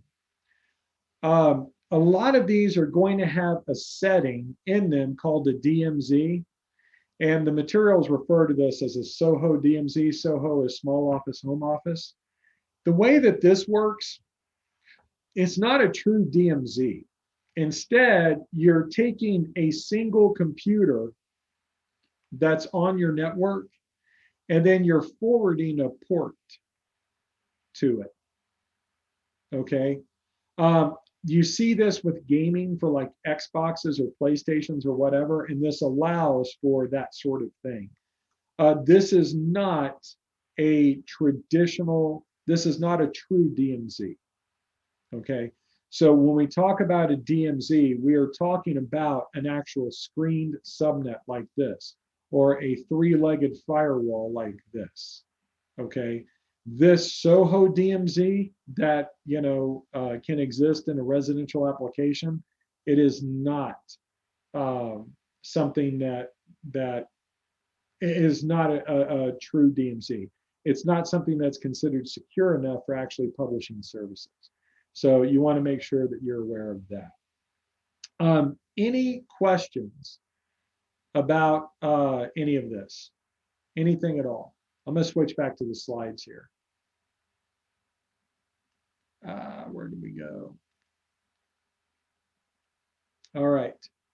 So now we're going to look at secure switching and routing. And this is where we get into some of the attacks that I mentioned, where you really have to understand what's happening down at the, down at the lower layers. Because if you don't understand what's going on with ARP and MAC addresses and switches and all of that, then understanding what's going on with a man-in-the-middle attack or MAC address, spoofing, ARP poisoning, MAC flooding, farming, things like that, you just have to understand what's happening down at the low level, at the guts. A man-in-the-middle attack is also known as an on-path attack. That's a newer term because it's more inclusive. But a man-in-the-middle attack is basically where you have somebody that, I've got communication going between point A and point B. Somebody is intercepting the communication stream between those 2 points, and they're eavesdropping, okay? And it could take the shape of snooping. If I'm snooping, that means I'm eavesdropping and just looking at the traffic. Or I might do some spoofing. Spoofing is where I mimic traffic, maybe I create some custom traffic and inject it into that stream and try to do things, with it. One of the things that, is kind of central to this is MAC address cloning or spoofing. Now, we've talked obviously about MAC addresses. You guys covered that in Network Plus. And with the MAC address, this is an address that is burned into the network card or interface of the device. And like I showed you on my firewall, there are 8 different interfaces on the firewall. Each one of those has its own MAC address. Now, the MAC address is supposed to be universally unique, globally unique. And and you guys have already talked about that in Network Plus, manufacturers get a range of addresses that they can use. The first part of the MAC address is an OID, and then the rest of it is, so the OID is assigned to the manufacturer, the OEM, and then the rest of it, they use to assign to their devices. The thing about a MAC address, though, is that changing it is you can't change the MAC address at the hardware level, but I can use software. Sorry, I got a cat yelling at me. I can use software to change the MAC address that's being put into the frames that I send out on the network. And that's a very trivial task. It's very, very easy to do, especially if you're virtualizing. Okay, if I'm doing virtual machines, then it's very easy for me to change those MAC addresses. And this becomes really important because if I'm able to do this, then I can wreak some havoc on the network. One of the types of things that can happen is ARP poisoning. The problem that you run into with ARP is there is no security mechanism in ARP at all. Okay, and again, the way ARP works, if I have these computers, when computer A wants to talk to computer B, the first place computer A looks is the ARP cache to determine whether or not it already knows the MAC address for computer B. And then let's say we've got our router out here. So I've got MAC A, MAC B, and we said this was what, MAC Z for the router. Okay.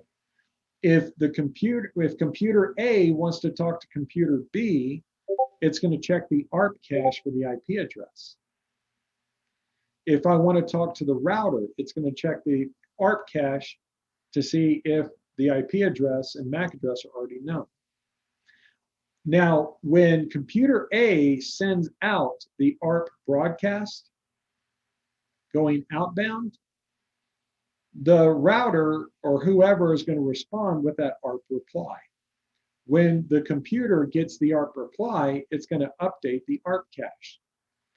The problem with ARP is there is no security here at all. There's no encryption, there's no authentication, there's nothing. ARP is an extremely simple protocol.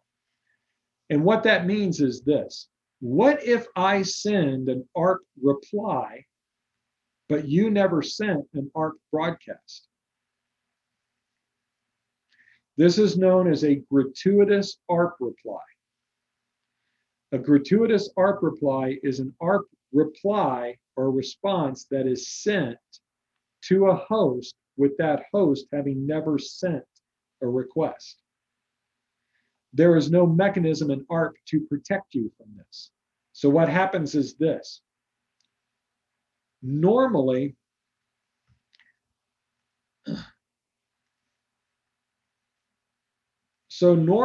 I've got my router, okay, and it's connected to the switch. And I've got computer A and I've got computer B. And we're going to say the IP addresses are IP A and IP B, and this is IP C. And the MAC addresses are MAC A, MAC B, and MAC C. Okay, so if computer A wants to talk to, here's my other switch, and I've got computer D and E over here.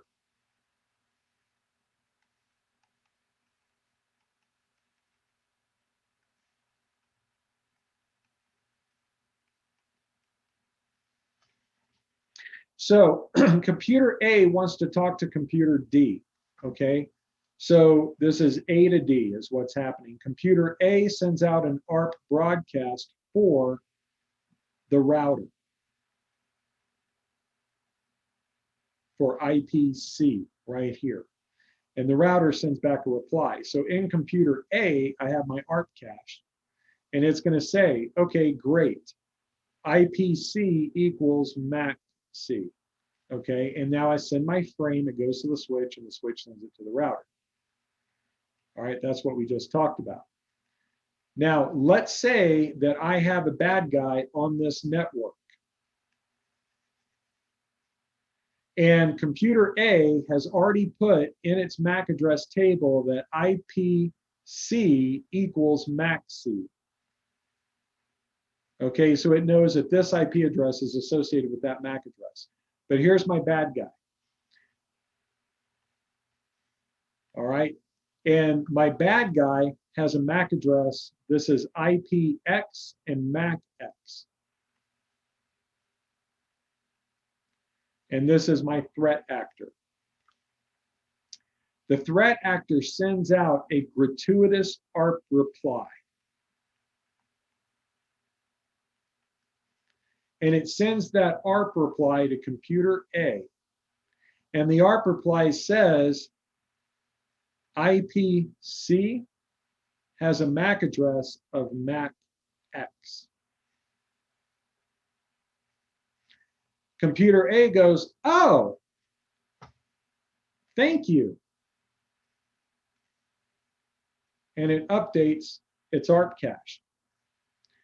So now what happens the next time computer A wants to talk to computer D? Well, It's a MACX first. yep.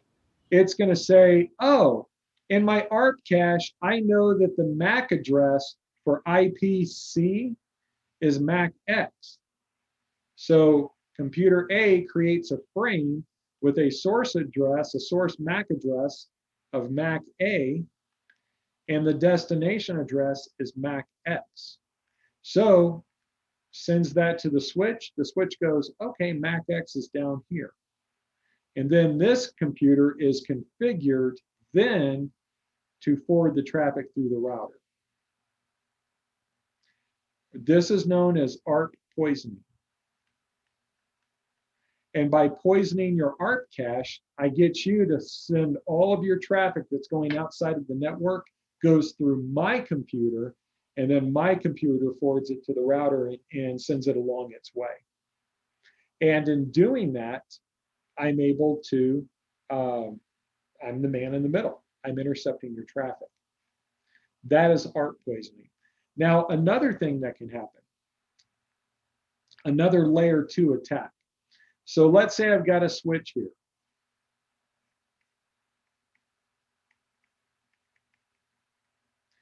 And I've got computer A, computer B, computer C. The way that switches learn about the way that they create their MAC address tables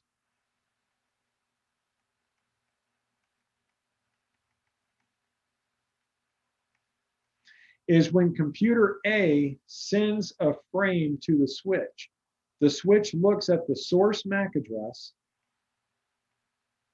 and says, okay, well, the source MAC address is MAC-A because computer A sent the frame. The switch knows MAC-A is on that port. So it says, okay, MAC-A equals port 1. When computer B sends a frame, it says, okay, I know that MAC-B is on port 2. Now, let's say that I plugged computer C into the switch, but it's never sent any traffic. Well, then the switch doesn't know what the MAC address of computer C is, and the reason why is because computer C has never sent any traffic. So let's say that computer A wants to talk to computer C. Computer A creates a frame, okay? The source MAC address is MAC-A. The destination MAC address is MAC-C. And when computer A sends this frame to the switch checks the MAC address table and goes, I don't know MAC C. It's not in there. But its job is to get traffic to the destination. So it says, okay, I'm going to flood. And flooding is where the switch sends the traffic out every port that has a device connected. Computer C sees that, and when it sends a response, the switch goes, oh, okay, MAC C is on port whatever. So would that be known as ARP flooding? It's not arc flooding, it's just flooding. Anytime a switch sends traffic out every port, that's called flooding. The switch just flooded. Okay, it just sent the traffic out every single port. And it does that if the traffic is a broadcast, because a broadcast is a frame that's addressed to everybody. And so it goes, okay, I'll send it to everybody, so it floods. Or if it doesn't have the destination in its MAC address table, it'll flood. So, So wouldn't that be an easy way for people to send viruses and whatnot? Malware? potentially. Maybe not the best delivery mechanism for malware or viruses, but it is a really good way of being able to look at traffic. And that may enable me to create an attack vector for some sort of malware. But remember the problem that you run into if I'm trying to sniff traffic on the network. Remember that by its very nature, a switch keeps that from happening. Because if I've got all of these computers connected on this switch, if computer A wants to talk to computer B, the frame only goes to computer B. So if I'm the bad guy, okay, and I'm attached here, and here's my threat actor, and I want to eavesdrop on this traffic, I'm not going to see it. So what I need to do is get the switch to flood. Because if the switch is flooding, then that means all traffic gets sent out all ports. So what I'm going to do is try to send enough traffic to the switch to overwhelm the switch, to eat up all of its memory. And I can do this by sending traffic to the switch. So let's say this is the threat actor. What I'm going to do is start sending frames to the switch. And the source address of each frame is going to be different every time. So what happens is the switch goes, so let's say this is port 11. The switch goes, and so I start with MAC whatever, MAC E. It goes, oh, okay, MAC E, that's on port 11. Then I go, okay, I send you another frame, MAC F. It goes, oh, okay, MAC F is on port 11. And I keep doing that, incrementing the MAC address every time, and the switch keeps going, oh, okay, okay, okay, okay, until the MAC address table is full, memory is full, and the switch can no longer update the MAC address table. When that happens, the switch goes, crap, I don't know where all this traffic is supposed to go, so it starts flooding as a safeguard.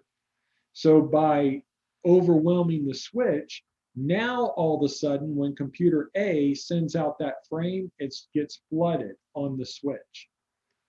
And now my threat actor can sniff the traffic. This is MAC flood. But if you have more than one computer that's legitimately on that switch, wouldn't people notice over time that, hey, it's getting all the message traffic on each one of these? Well, what can we do to prevent this? You know, that's a great question, and we'll look at that here in another slide. Juan, you're the master of the segue. We're going to look at how you prevent this in just a moment. So I'll answer that question. Joshua, going back to your question, wouldn't people recognize this? No. How often do you look at traffic on your network? I mean, really, do you ever pull up Wireshark and just look at frames? So if you've got a device on the network that's paying attention to this stuff, yes, you'll notice it. If you don't have a device on the network that's paying attention to this stuff, no, you won't. You might notice that things are slower, or there might be other things that you might notice, but you're not going to understand why.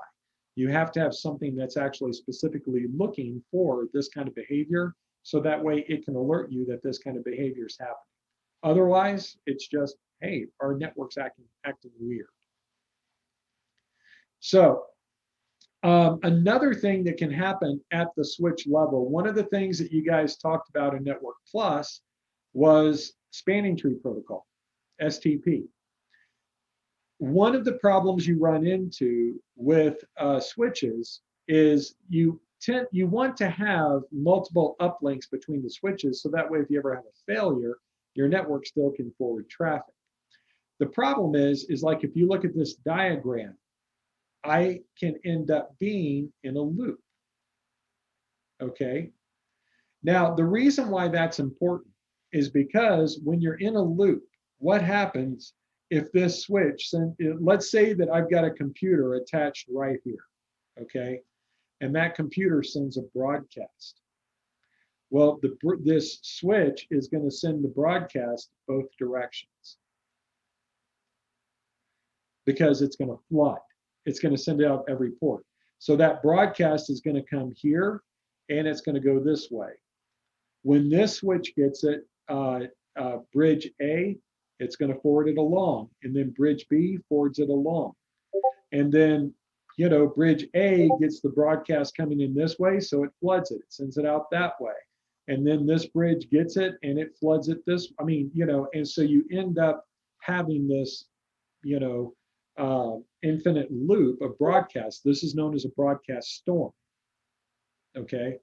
And if you get a broadcast storm, your switches will crash because they're just going to keep looping and looping and looping until, you know, again, memory CPU is used up and the network just crashes. So spanning tree protocol prevents that by blocking different ports. Okay. I prevent it by whenever the switches are connected, they have an election, and one of the switches becomes the root bridge, and then the others are, you know, there's kind of a hierarchy there. So if I look here, I have, you know, my designated ports. Designated ports are just regular ports that forward traffics. RPs are root ports. These specify that the port is connected to the root bridge. And then you have blocked ports. And a blocked port is a port that is basically shut off. It doesn't send or receive traffic.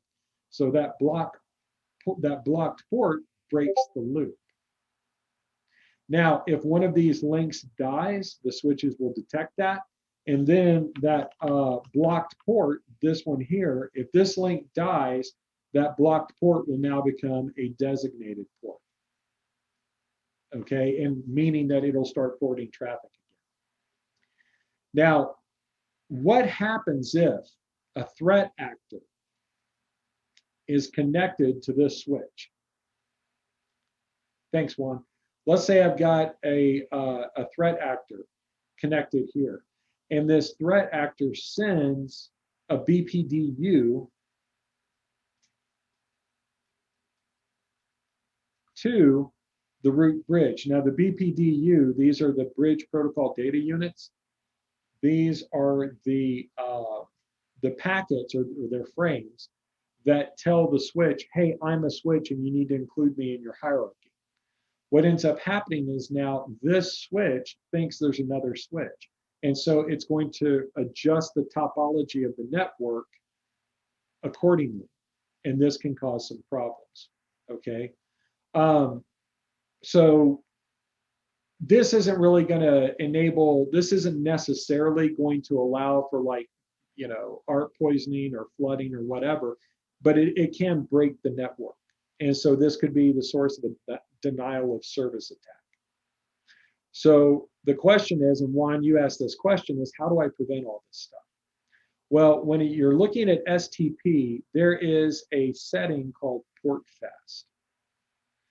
Port fast tells the switch. So like each one of these ports, I would configure the port fast command.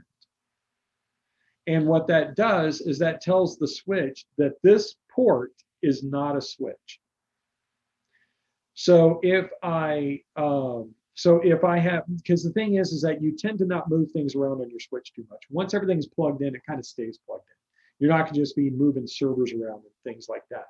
So for once I've got things plugged in, I'll go to each one of those ports and I'll issue the port fast command. And that tells the switch, hey, this port is not a switch. So if you get a BPDU from that port, ignore it. So that way somebody can't plug in and, cause my switch topology to change. Some other things I can do, physical port security for all my switches. If things, first off, secure your switches. They should be kept away from everybody. Nobody should be able to touch a switch. Number two, if the port's not being used, don't plug it in. Physically disconnect any unused ports. Another thing I can do is I can disable ports at the interface. There is a command and it is not on here. Dang it. I was hoping it was on there. There's a command you can use on the switch port called shut down. If I issue the shutdown command on a port, then it disables the port and it can't be used. So those are all things that I can do. Another thing I can do is I can put MAC address filtering on the ports. So I can configure each port of the switch to where only certain MAC addresses can use it. Okay, so if I come back here to this particular diagram and I'm looking at, let me find a different color here.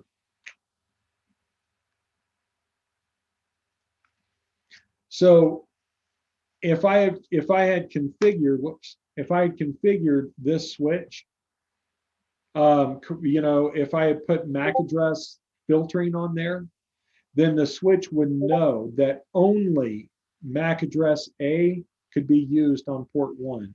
Only MAC address C could be used on this port.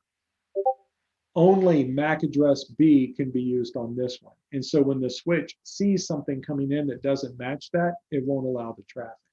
So I can do that sort of thing as well. I can also enable ARP inspection on the switch. And ARP inspection, and let me go back to the slides here. ARP inspection is what you actually see on this particular, on the screenshot on the slide. If I specify I want to do ARP inspection, then what happens is it's going to say, okay, I'm not going to allow an ARP reply unless I see an ARP request. So where ARP, the protocol itself, doesn't have a mechanism to protect against that, you can configure the switch to protect against it. And those are things that you'd be able to do. Any quick questions before we take a break? All right, cool. It's 9:02 Central. Let's take a break till 9:10, and then we will continue.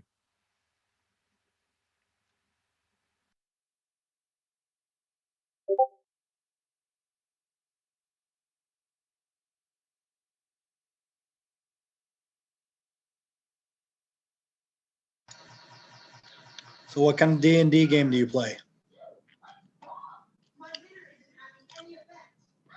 I've been in a group now for I think it's been almost 2 years, and just to and it's 5e is the rule, or the rules, and I hadn't played since like Advanced Dungeons and Dragons in the 80s. It had been a really long time. So yeah, the game's a lot different, but it's still a lot of fun. I play my character is a high elf eldritch knight. Ow. And dual wields silver rapiers, and it's a cool character. It's changed a lot, though. I mean, yeah, they used to say that we were all geeks when we were younger, because there's all this math involved, whatever. Now, I like what Bill Gates said at one of his things. He's like, all these guys over here you call geeks and blah, blah. Yeah, when you get out of high school, just get ready to call them boss. Yeah, yeah. The ones you call geek in high school are the ones you call sir. Or later on in life. Later on in life. Well, it's the truth, but it's a lot of fun. And I tell you, it's funny because if you oh, wow. I'm going to be totally checking out this Demolition Ranch. Can a solid glass ball stop a 50 cal? Shooting nitrous. Yeah. Got a new one shooting a Lego tower and shooting that play sand that I think kinetic sand, like a mound of it, see if it can stop a bullet. Yep. That's really cool. Yeah, I can see where I'm going to be spending way too much time looking at this. No, I haven't played D&D in a long time. I mean, I used to. But It's a lot of fun if you've got a good group and you've got a good DM, then it's a lot of fun. If it's amazing the stuff that's out there, these days you've got like Dwarven Forge is a company, and they make. Yeah, I know them. Have you seen that? I got one of their dice cases because I was running out of space. Awesome. Yeah. Yeah. But if you look at their terrain and everything, They then you make can the set up. table. Have you seen It's their table? amazing. Yeah. Yeah, it's cool stuff. I'm going to stay in the group that I'm in, obviously for as long as I'm in Colorado. One of the first things I'm going to try to do when I get to Texas is see if I can find a good group to get into. A lot of good places out here to look for groups now. No, but Yeah. I mean, I got into Star Wars a while when I was in the service. And then Wizards of the Coast owned it, then TSR bought it, and they made the Saga edition at the last moment before TSR got it. Uh-huh. TSR liked a lot of things about it. I mean, they had the stuff like like it used to be wound points and vitality points, which kind of confused people. But then when they made the Saga edition, which is what I'm playing now, you just have hit points again, right? Right. You have the condition track, which was a really different idea. And now that I've looked at it more, I understand it better. Because back then we never wanted to play Saga because we didn't understand it. But now that I've dug into it more, I understand it better. So the concept is if you get hurt, this many hit points, like in a regular game you play, you get hurt, right? But you don't feel any effect until you're dead, basically. Right. They made the condition track to make it more movie, cinematic, real life-ish, right? So if you get hurt, X amount of hit points in one hit, and it's above your damage threshold, you go down on the condition track. And if you go down it was a really cool idea. And if you go down 5 steps on the condition track, you're unconscious. So Yeah, that's a good way of doing it. Cody, I'm checking out Night Watch Games on online right now. That's actually one of those things that I would love to. It's kind of in the back of my mind. Like I don't know if I believe in retirement. It's just, even if I had enough money, I don't know. It's like Jerry Seinfeld, somebody caught him on, they caught him on the street, just one of those moments. And the guy's like, "What are you doing?" And he goes, "I'm working." He goes, "Why do you work?" And Seinfeld looked at him, he goes, "What do you mean?" He goes, what do you want to do with your life? Just sit around doing nothing? He goes, "Of course I work." And I'm like, yeah, that makes a lot of sense. And, but anyway, I've always had in the back of my mind, that it'd be really, really cool to own a gaming store where you do have gaming rooms and tables and, stuff like that. And, and do it up. Like if you look at D&D man caves, online, Oh yeah. people like have gaming rooms and I was talking to my wife and I'm like, to get stone veneer, like you put on the outside of the house, or on like people will put on their fireplaces and stuff, but make that the walls of a room and put sconces there that look like torches and things like that. You can have an awesome gaming Dragon's Lair at Alamo Ranch. Well, there's several Dragon's Lairs, and they're all connected, but they're franchisees, so they don't all follow the same rules. Well, the one at Alamo Ranch, if you're military, you get discounts. And they actually also do the point system where like every dollar you spend is a point or 10 points or something. And you're allowed to stockpile points. So every 100 points is $10 off of a purchase. Huh. Up to $30 off, which is 300 points. And I've done that a few times already. So That's cool. I play a lot of board games. So, but I mean, but with Star Wars, I mean, like I got back into it here. We've been playing, basically it's me, 2 of my daughters, one of my best friends was the main group out here, and that's all we've had. And now we have like one of my neighbors, we got him, his wife, and one of his daughters is in the game too now. And we got one of my other daughter's friends. So the game just kept growing and growing. It's like, okay, well, when we first started this, I had to run a character and GM.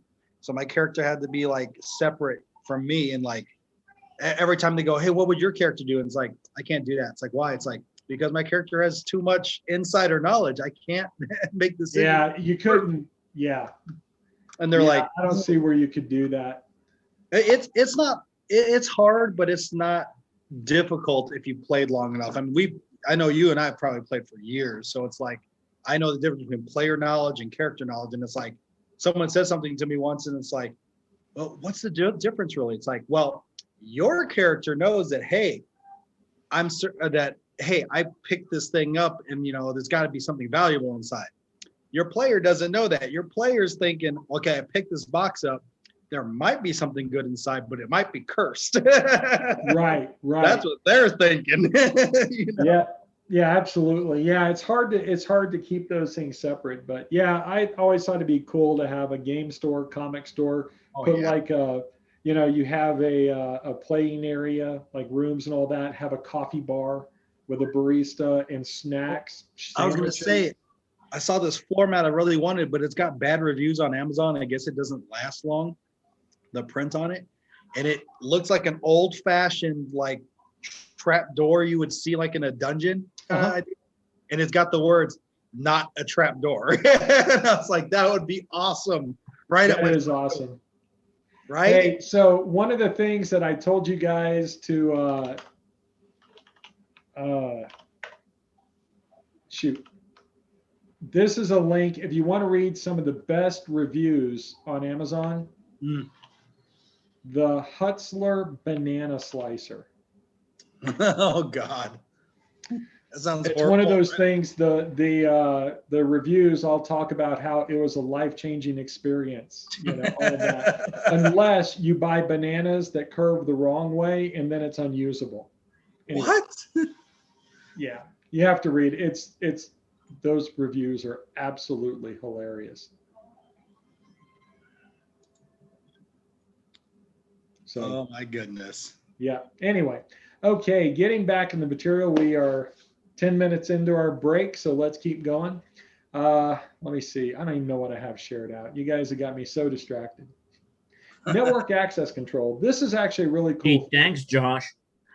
Just kidding.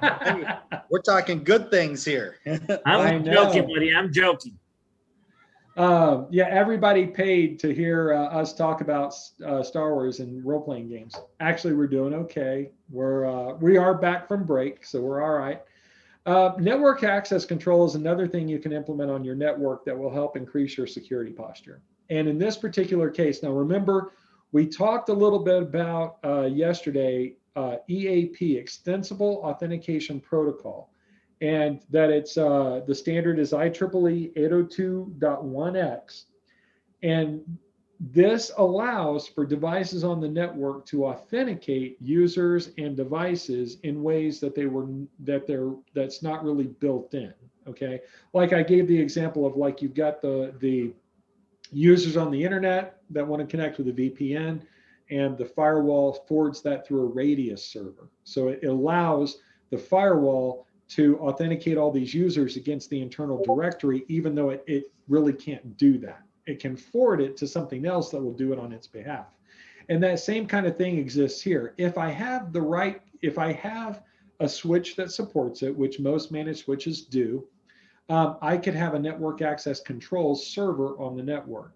And this will allow me to control devices and whether or not they can even connect to the network.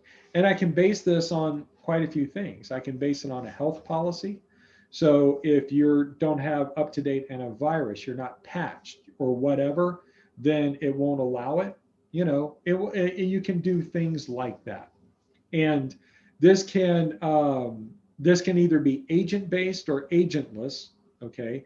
And agent-based means that a piece of software actually gets installed on the client computers, and then and it enforces the policy that way. Another thing that I can do is agentless, where it's simply the network is just scanning and trying to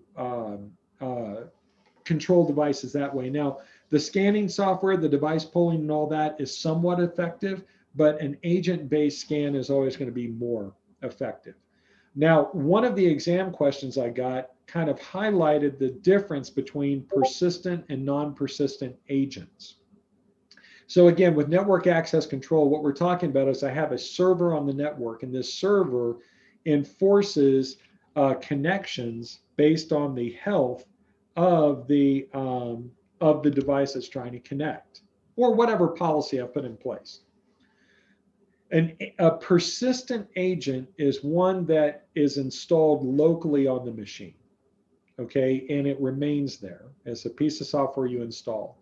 Non-persistent is an agent that when you run the setup, the agent gets installed to memory, not to the hard drive. And so what ends up happening is once I disconnect from the network, then the agent just dissolves, okay? It was in memory and it was controlling access to the network, but then once I disconnected, it uninstalled itself, it dissolves. It's non-persistent. That comes in really handy when you have guests on the network. Okay, so somebody comes into the network, their phone, you know, whatever, they want to connect to the network to the guest wireless. Well, they get a page that comes up and says, in order for you to connect, you have to accept this. You know, an agent gets downloaded onto their phone or on their laptop or whatever. But then once they disconnect, it uninstalls itself. It dissolves. That is a non-persistent agent or dissolvable agent. Same thing. The exam question I got gave me a scenario that said you have guests that want to connect. However, you have policies that you need to enforce. What's the best way to do this? And the answer was use a dissolvable or non-persistent network access control agent. Okay, because it allows me to enforce these policies without, you know, having something that persists and remains. Route security. Now routers. I'm sorry, sir. You said dissolvable or non-persistent Yes. agent?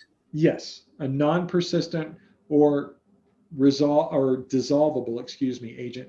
Here, I'm sorry. You know, things always work better for me, it seems like, if I can draw them out. So basically, if I've got a computer out here, okay, and that computer wants to connect to the network, and I've got a server here that's a network access control server, and I've got my switch.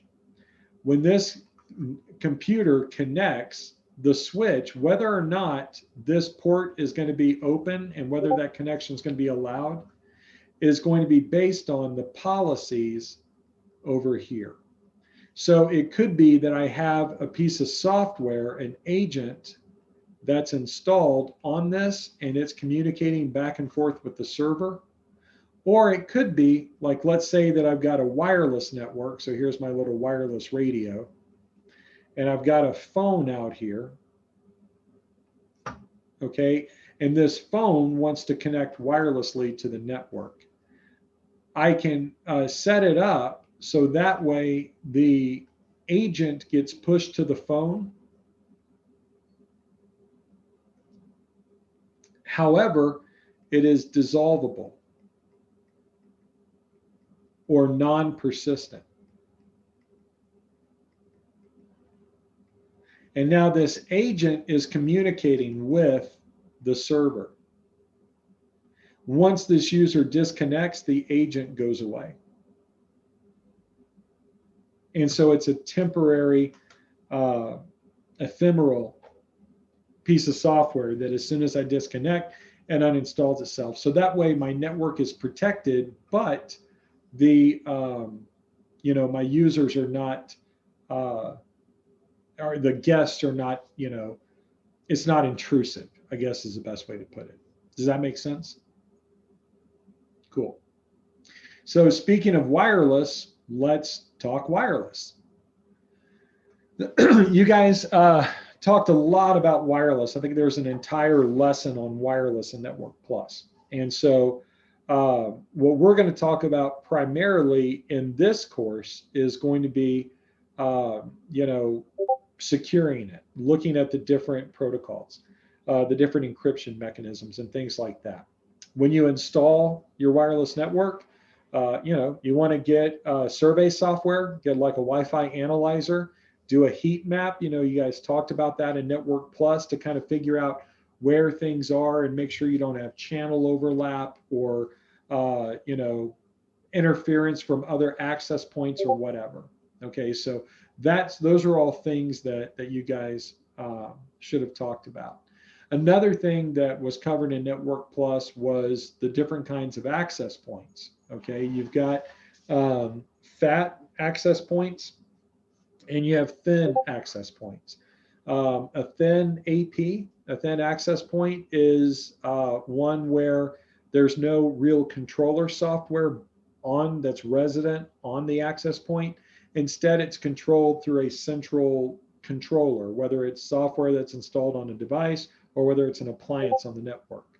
Fat access points are ones that can stand alone and they have controller software built in, so you can configure those with their SSID and that sort of stuff. One of the things that you want to ensure is that your access points are, again, out of reach. Physical security is an aspect of security that can't be overlooked. It's great to have encryption, it's great to have logins and passwords and all that kind of stuff. However, if you don't, if you know, the rule of thumb is if I touch it, I own it. If I can touch that device, I can break its security. And so you always make sure that your access points are out of reach. Not only by putting them on the ceiling is it better for the signal and performance, but again, it keeps them out of harm's way. Now, one of the problems with access points, with wireless networks in general, is data emanation. What this means is, you know, your access point is a radio. The adapter on your machine, you know, your laptop or phone, your wireless adapter is a radio.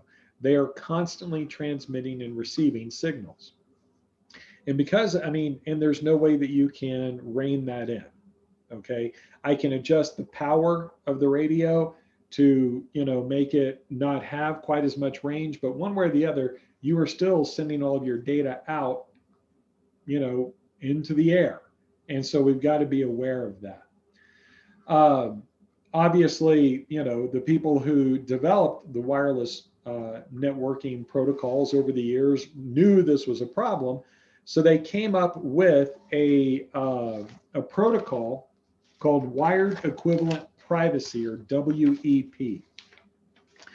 Wired Equivalent Privacy, okay, uses, well, Wired Equivalent Privacy, WEP, was an encryption protocol or a standard which encrypted traffic on your wireless network so that other people cannot eavesdrop.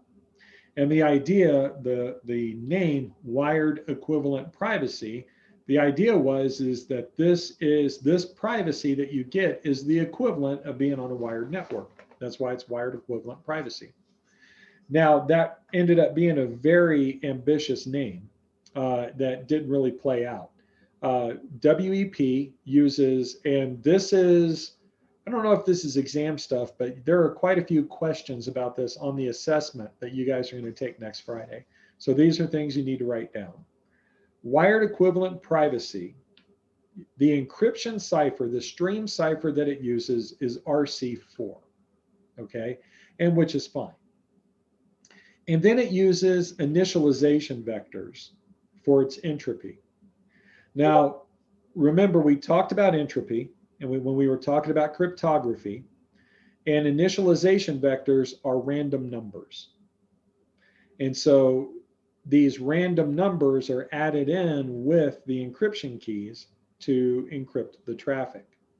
So WEP uses RC4 and initialization vectors for entropy. RC4 is the stream cipher. Initialization vectors are the entropy. The initialization vectors used in WEP were very, very weak. And so they came up with, and so they were easily breakable.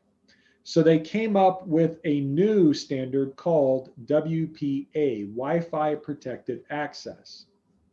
And this basically was kind of a band-aid for WEP. It still uses RC4 for the stream cipher. However, instead of using initialization vectors, it uses what's known as TKIP, Temporal Key Integrity Protocol. Now, a disclaimer for what we're about to go through with wireless encryption. You don't need to know the math. You don't need to worry about the underlying in the weeds detailed protocols that are being used. You need to know the acronyms, and you need to know what goes with what. In other words, initialization vectors and RC4 was used with WEP. WPA uses RC4, but with TKIP instead of initialization vectors. Okay, that's the kind of stuff you're going to need to know. On the assessment, you might see a question that says which wireless encryption standard uses RC4 and has weak initialization vectors. Well, that's WEP.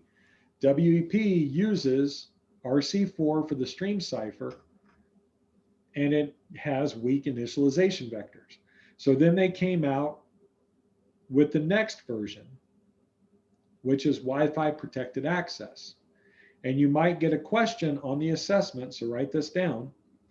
Which wireless encryption standard uses RC4 with TKIP? And that's WPA. RC4 is still the stream cipher, and TKIP is used for entropy, which is better than the old initialization vectors, okay? And another question you might see along these lines, yes, is which protocol was introduced in order to strengthen WEP? WPA uses RC4 and TKIP, Joshua. RC4 and initialization vectors is WEP. WPA is RC4 and TKIP. And the question, which protocol was introduced in order to strengthen WEP and mitigate the vulnerabilities? And that's TKIP. Those are not, I'm not a big fan of these assessment questions, but it is what it is. Okay, so which protocol was introduced to strengthen WEP and mitigate the vulnerabilities? And the answer is TKIP. Now, the truth is none of those are used anymore. Okay, we don't use WEP because it's not secure. We also don't use WPA because it's not secure. The minimum that we're going to use is WPA version 2. And on the assessment, you might get a question that asks which wireless encryption is the most secure. Of the ones that are listed on the assessment, it's WPA2 because the assessment does not list WPA3. So which one is the most secure according to the assessment? It's WPA2 because that's the only choice. That's the strongest choice you have. Now we're going to review all this again next Friday. So we will go through it all, but just kind of pointing it out as we go along. So WPA was developed because WEP is not secure. And so, excuse me, WPA still uses RC4 as the stream cipher, and then TKIP replaced the initialization vectors. WPA was introduced the way it was because they were working on something better, but they needed something now. And so WPA is kind of a, like I said, it's like a Band-Aid for WEP. And it was introduced because there was a ton of hardware out there that used WEP. And by doing this, it made it easy to upgrade that hardware. Do a firmware update, boom, you're done. In the meantime, WPA version 2 is being developed. And the cipher stream that's used is AES. And AES is a very secure encryption algorithm. The entropy, TKIP, was replaced with CCMP. And it's a great acronym. It stands for Counter Mode with Cipher Block Chaining Message Authentication Code Protocol. Okay. Don't need to worry about all of that. Just know that WPA2 replaced RC4 with AES. That's the cipher stream. And then TKIP was replaced with CCMP. The other big thing that came about with WPA2 was enterprise authentication. See, with WEP and WPA version 1, the only thing you could do to secure your network was, here's the password for the wireless. Here's my Wi-Fi passphrase. That was it. With WPA2 and WPA3, I can now do, yeah, I can put that in the chat. So WPA or WEP is, Joshua already put that there. So WPA2 is using AES for the cipher, the stream cipher, and CCMP for replaces TKIP. And it adds enterprise authentication. So prior to WPA2, again, you can only have your Wi-Fi passphrase, and that's how you get on the wireless network. With WPA2, you have enterprise authentication. So now I can use EAP, Extensible Authentication Protocol. I can forward authentication requests to a Radius server or a network access control server or that sort of thing to control access on a user by user or computer by computer basis. And that's a huge improvement. So I can either do the password, like, hey, here's your Wi-Fi password, or I can do enterprise authentication. And if you've ever configured a wireless network, you might have seen WPA2-PSK or WPA2-enterprise. PSK is pre-shared key. That's the password that you just hand out. Enterprise is being able to do the other stuff. Now, WPA3 is an improvement on WPA2. And it still uses AES for its encryption, but the cryptography is updated a little bit. And now, instead of a key exchange that you would normally see, you use Diffie-Hellman for a key agreement. Now remember, Diffie-Hellman was when I did the example with colors, where each side has a secret value or an agreed upon value, then they each come up with a secret value, then they exchange, and then they come up with an agreed upon value. And so they end up deriving their keys independently without it having to go across the network. And that's what's used for the initial key agreement with WPA3, which makes it a little bit more secure. The authentication methods for these are extremely important because, again, with WPA2, it's called pre-shared key authentication. And this is where, hey, what's your Wi-Fi password? And you give it to them. All right, that's the pre-shared key. In WPA3, it's simply called personal authentication. But it's basically the same thing. The mechanics involved are different, but it's the same concept. With WPA2, it's called a pre-shared key. With WPA3, it's called personal authentication. Either way, all it is, hey guys, here's my Wi-Fi password. It's just two different names for the same concept. Now, under the hood, it's a little bit different. WPA2, you have this, so you have your passphrase. So let's say my Wi-Fi password is don't steal my Wi-Fi or whatever. Okay, that passphrase is used to generate a key, an encryption key. And that encryption key is referred to as the pairwise master key. And then that key is used to derive session keys for the actual encryption. Do you need to worry about all of that? I don't think so. I think that it's enough to know the general concept of pre-shared key for WPA2 is just giving somebody your Wi-Fi password, and then personal authentication for WPA3 is enough, it's enough to know that that's what's used, or that's the term they use for giving somebody your Wi-Fi password. Now, WPA3 replaces this four-way handshake mechanism that's going on with WPA2 with a handshake called the Dragonfly handshake, which also is referred to as simultaneous authentication of equals. And this handshake is where the Diffie-Hellman, key agreement occurs and that sort of thing. So again, as far as the mechanics of it goes, I don't really know if that's something you need to worry too much about. You can read up on it in the course materials, CertMaster Learn, but it doesn't go into a lot of detail there either. It's probably enough to associate just the terms with the standard. So knowing that a pairwise master key is associated with WPA2, and the Dragonfly handshake and simultaneous authentication of equals, password authenticated key exchange, those are associated with WPA3. But as far as the mechanics of what's going on under the hood, I think that's beyond what we need to worry about.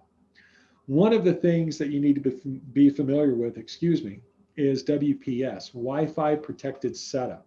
And the primary thing we need to know about this is that it's not very secure.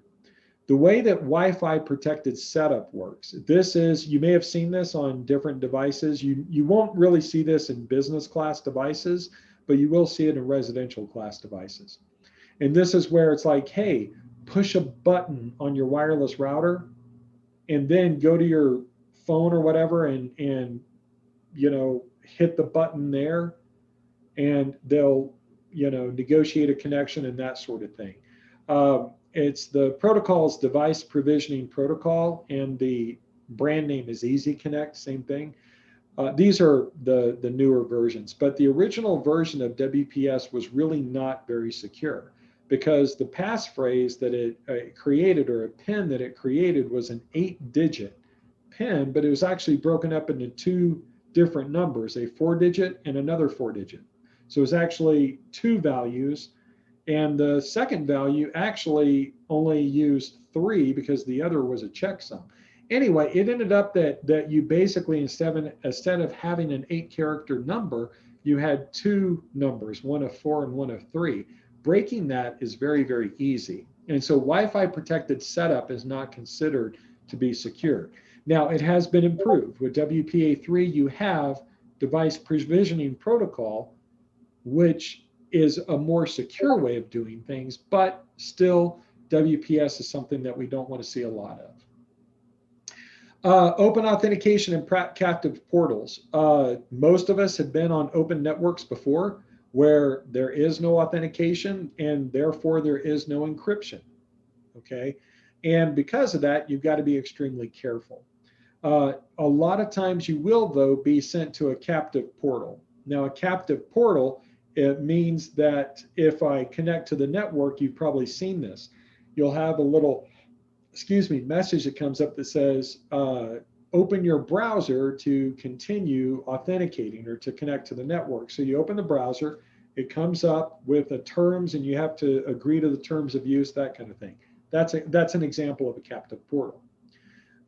If you're in this kind of environment, just understand that everything sent over the link can be snooped, okay, because it's not encrypted.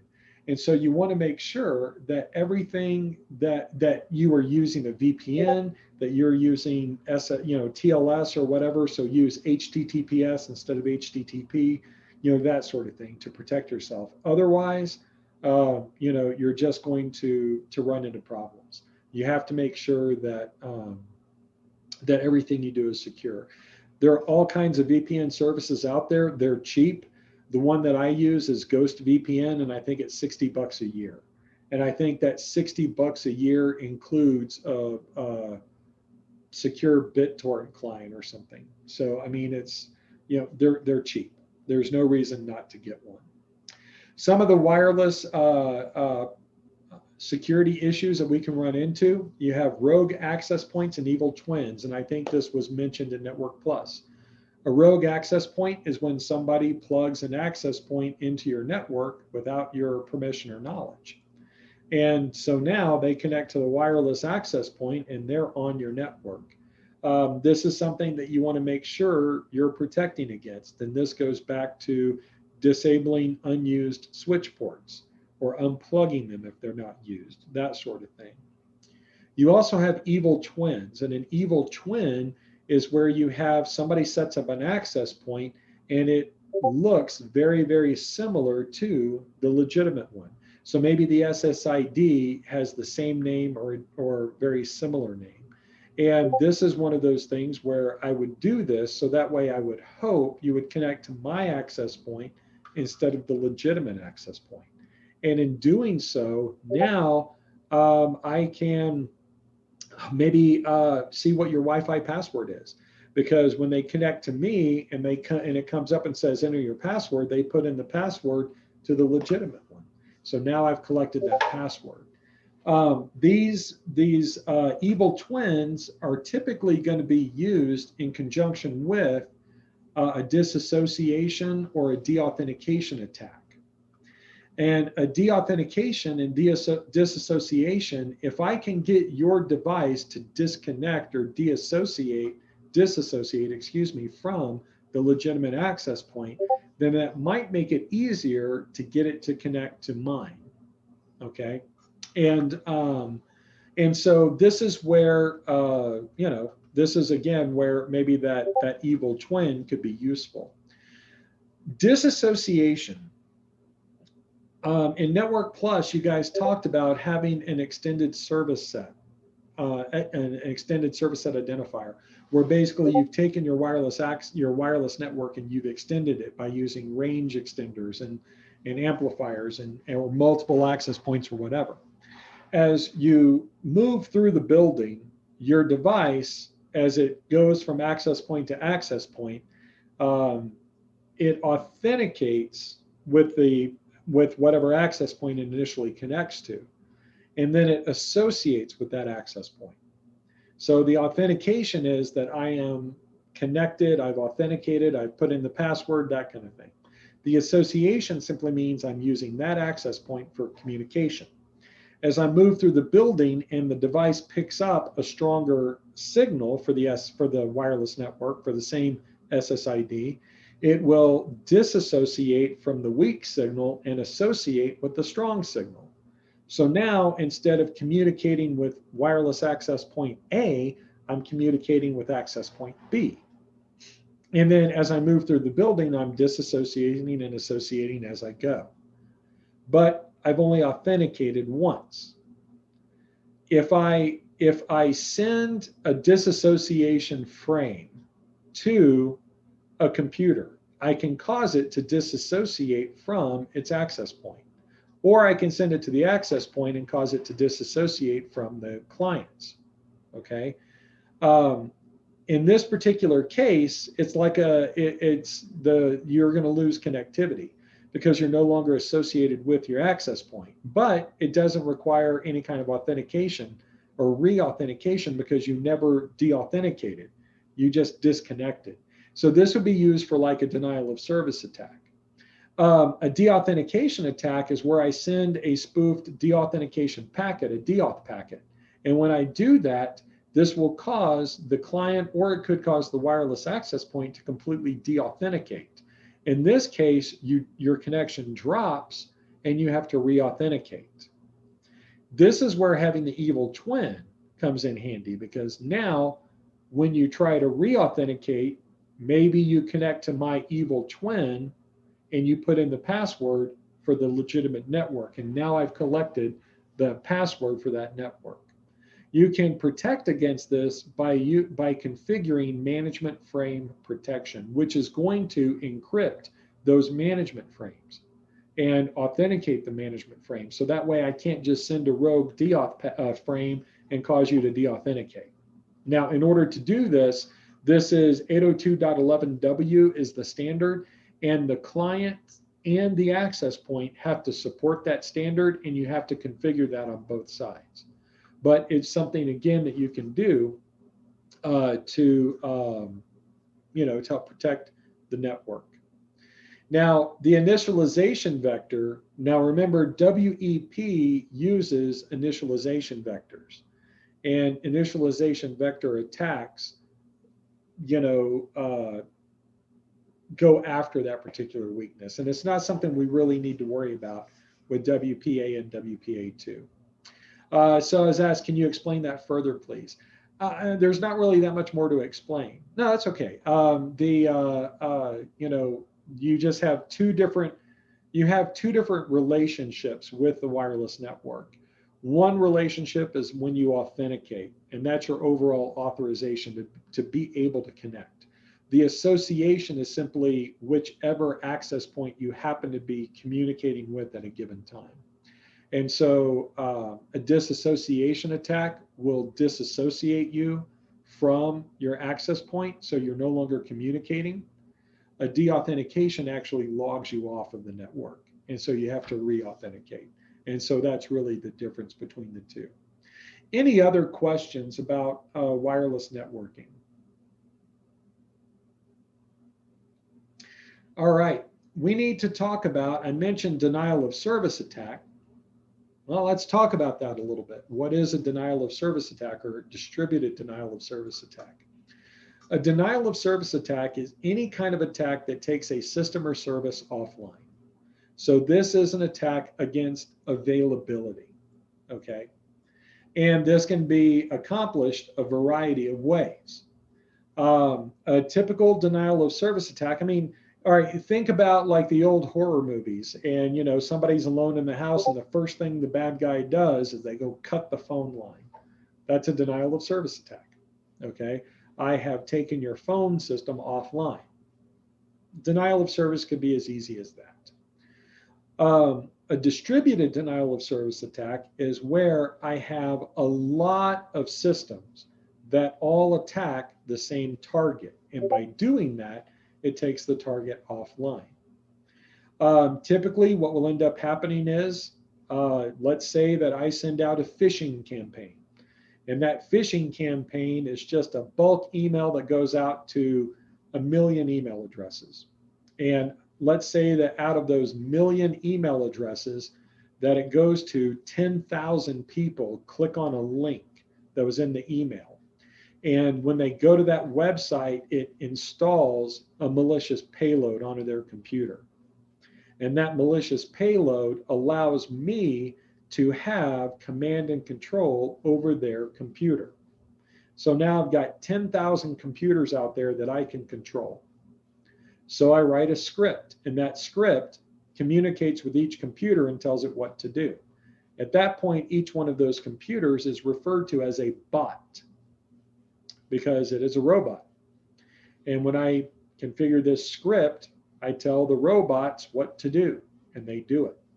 That network with command and control and all of that is referred to as a botnet.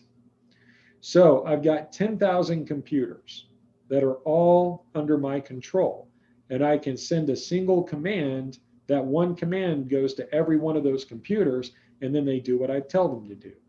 Well, let's say I tell each one of those computers to send data to a single computer. So I've got 10,000 computers that all send traffic to a single computer. That's a distributed denial of service attack. I can consume all of the bandwidth, all of the resources on that target because I've got 10,000 computers that are doing it. And it's all automated. I don't have to do a thing except type a command and hit enter. Boom, it happens. This is very, very common. And this can be, and distributed denial of service attacks can happen a couple of different ways. One of these things could be with spoofed session requests. This would be a SYN flood. Now, I'm going to go back to the whiteboard here real quick, and we're going to look at the TCP three-way handshake. Now, this is something that you guys talked about in Network Plus. So let's say that I've got a client, okay, and that client is connecting to a server. And let's say that the protocol being used is HTTP or FTP or SMTP or POP or IMAP or SSH or Telnet or whatever. Pick a protocol, DNS. All of these use TCP for their transport. And the way TCP works is when I want to talk to that server, I have a three-way handshake. The first thing that goes here is a synchronization segment or SYN. And that goes to the server requesting a session. I want to synchronize with you. The server sends back a segment, and this is the SYN ACK. Synchronization / acknowledgement. I'm going to try to write that a little bit more legibly. And this is the server responding, saying, hey, sure, here are the parameters of how we're going to communicate. And then step 3 of the three-way handshake is the client sends back an acknowledgement that says, okay, we're in agreement.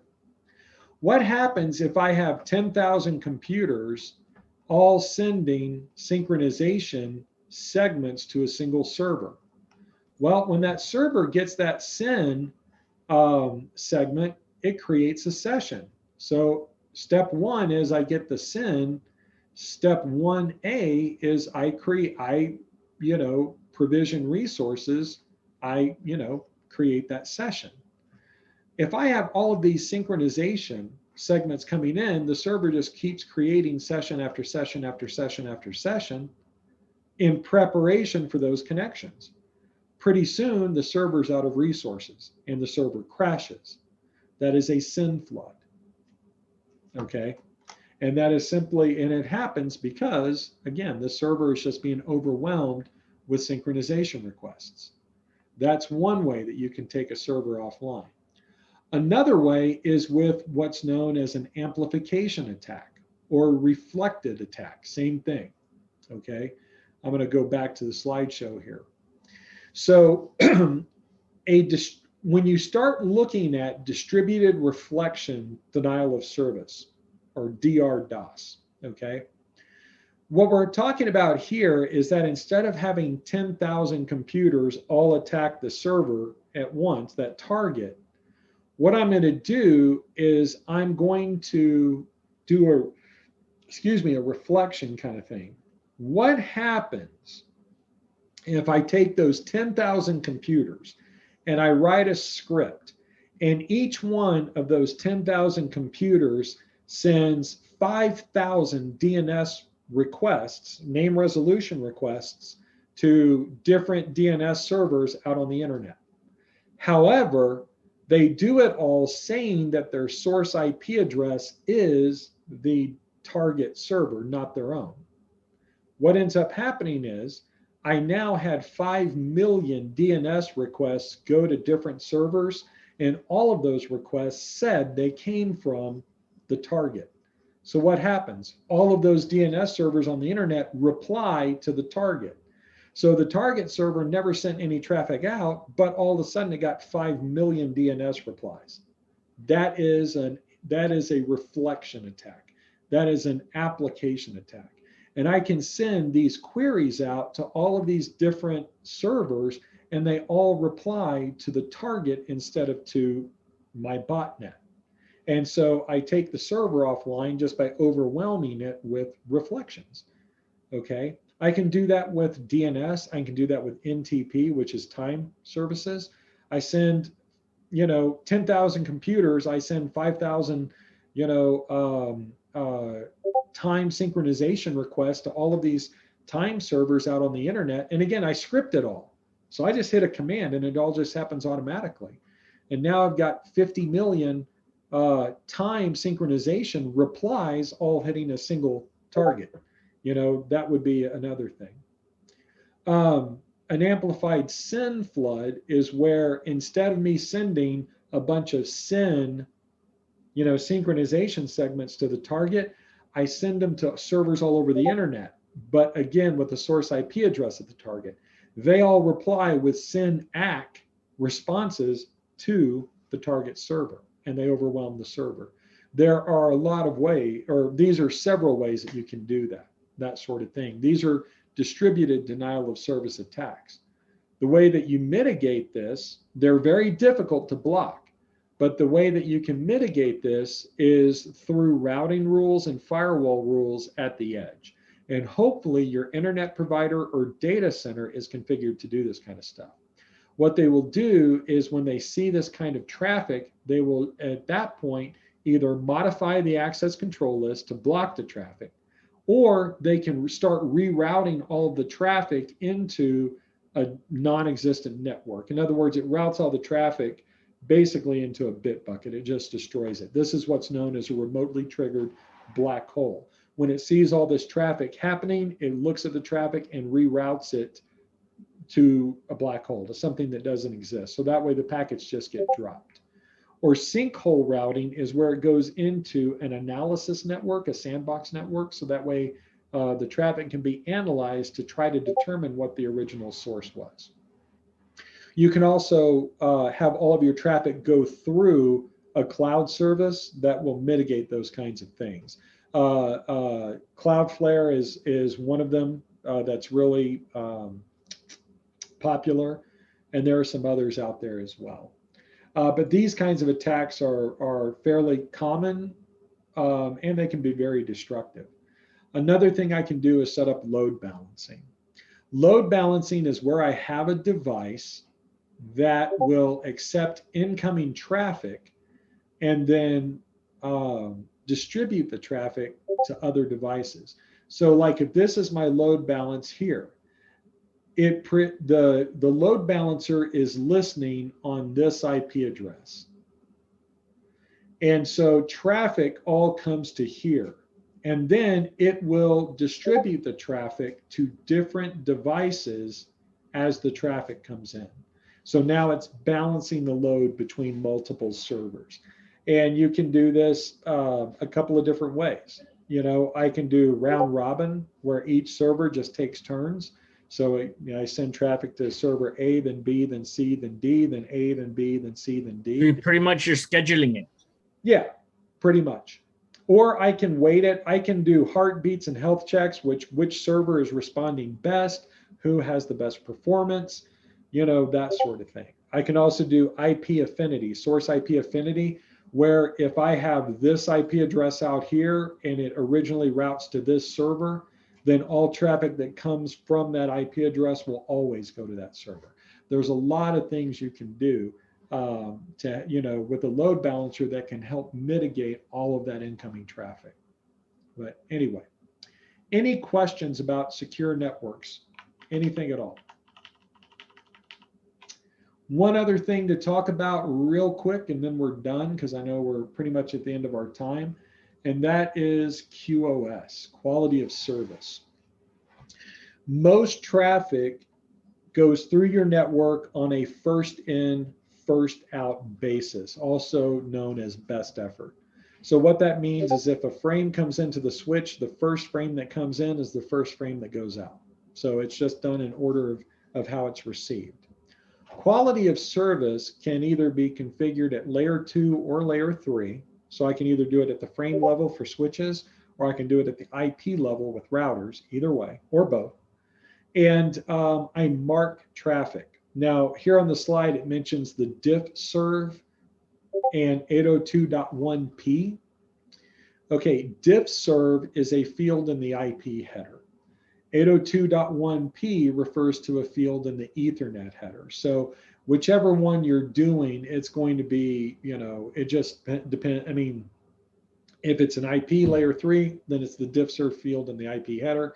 If you're doing QoS at Ethernet at layer 2, then it's 802.1p is the field in the Ethernet header. Either way, it doesn't matter. What I'm doing is I'm tagging traffic. I'm saying that this traffic has a priority rating. And based on that, I can specify, excuse me, my voice is giving out, which good timing on that. I can basically specify that this traffic takes priority over that traffic. And this is known as traffic shaping, okay?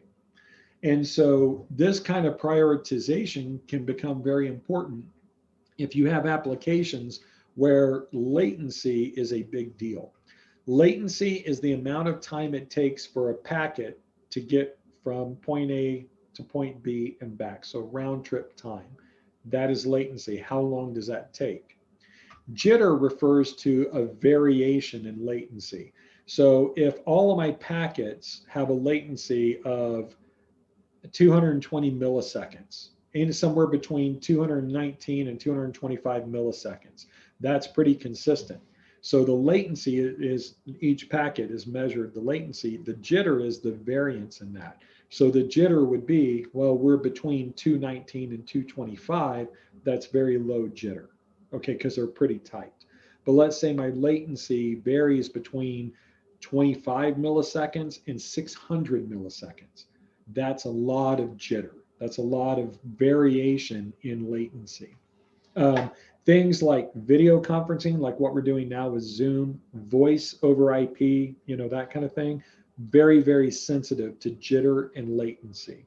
So QoS allows me to prioritize my traffic, so that way the time sensitive stuff goes out first before everything else. And it makes my network operate a little bit better. QoS does introduce a potential for a broader surface for denial of service attacks, but it's something that's pretty, you know, pretty rare. But QoS is something that's very commonly found on networks. And that's pretty much it for the network security stuff. Any questions? Any questions at all? All right, guys, thank you very much for spending your Saturday night here. I really appreciate it. We're going to talk about firewalls on Monday. We're a little bit behind, but that's okay. There's time built in the course for that, so that's okay. So we're going to look at firewalls and everything on Monday, followed up by secure network protocols, and then host security. And so security on individual hosts. But any questions about anything that we've talked about tonight? Anything at all? A lot of information covered. Thank you for the explanations, though. Oh, of course, of course. My Have a pleasure. great night, everyone.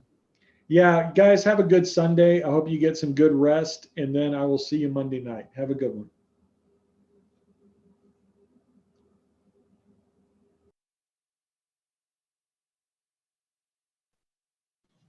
Not everyone. Sir, can you bring up your last whiteboard? Sure.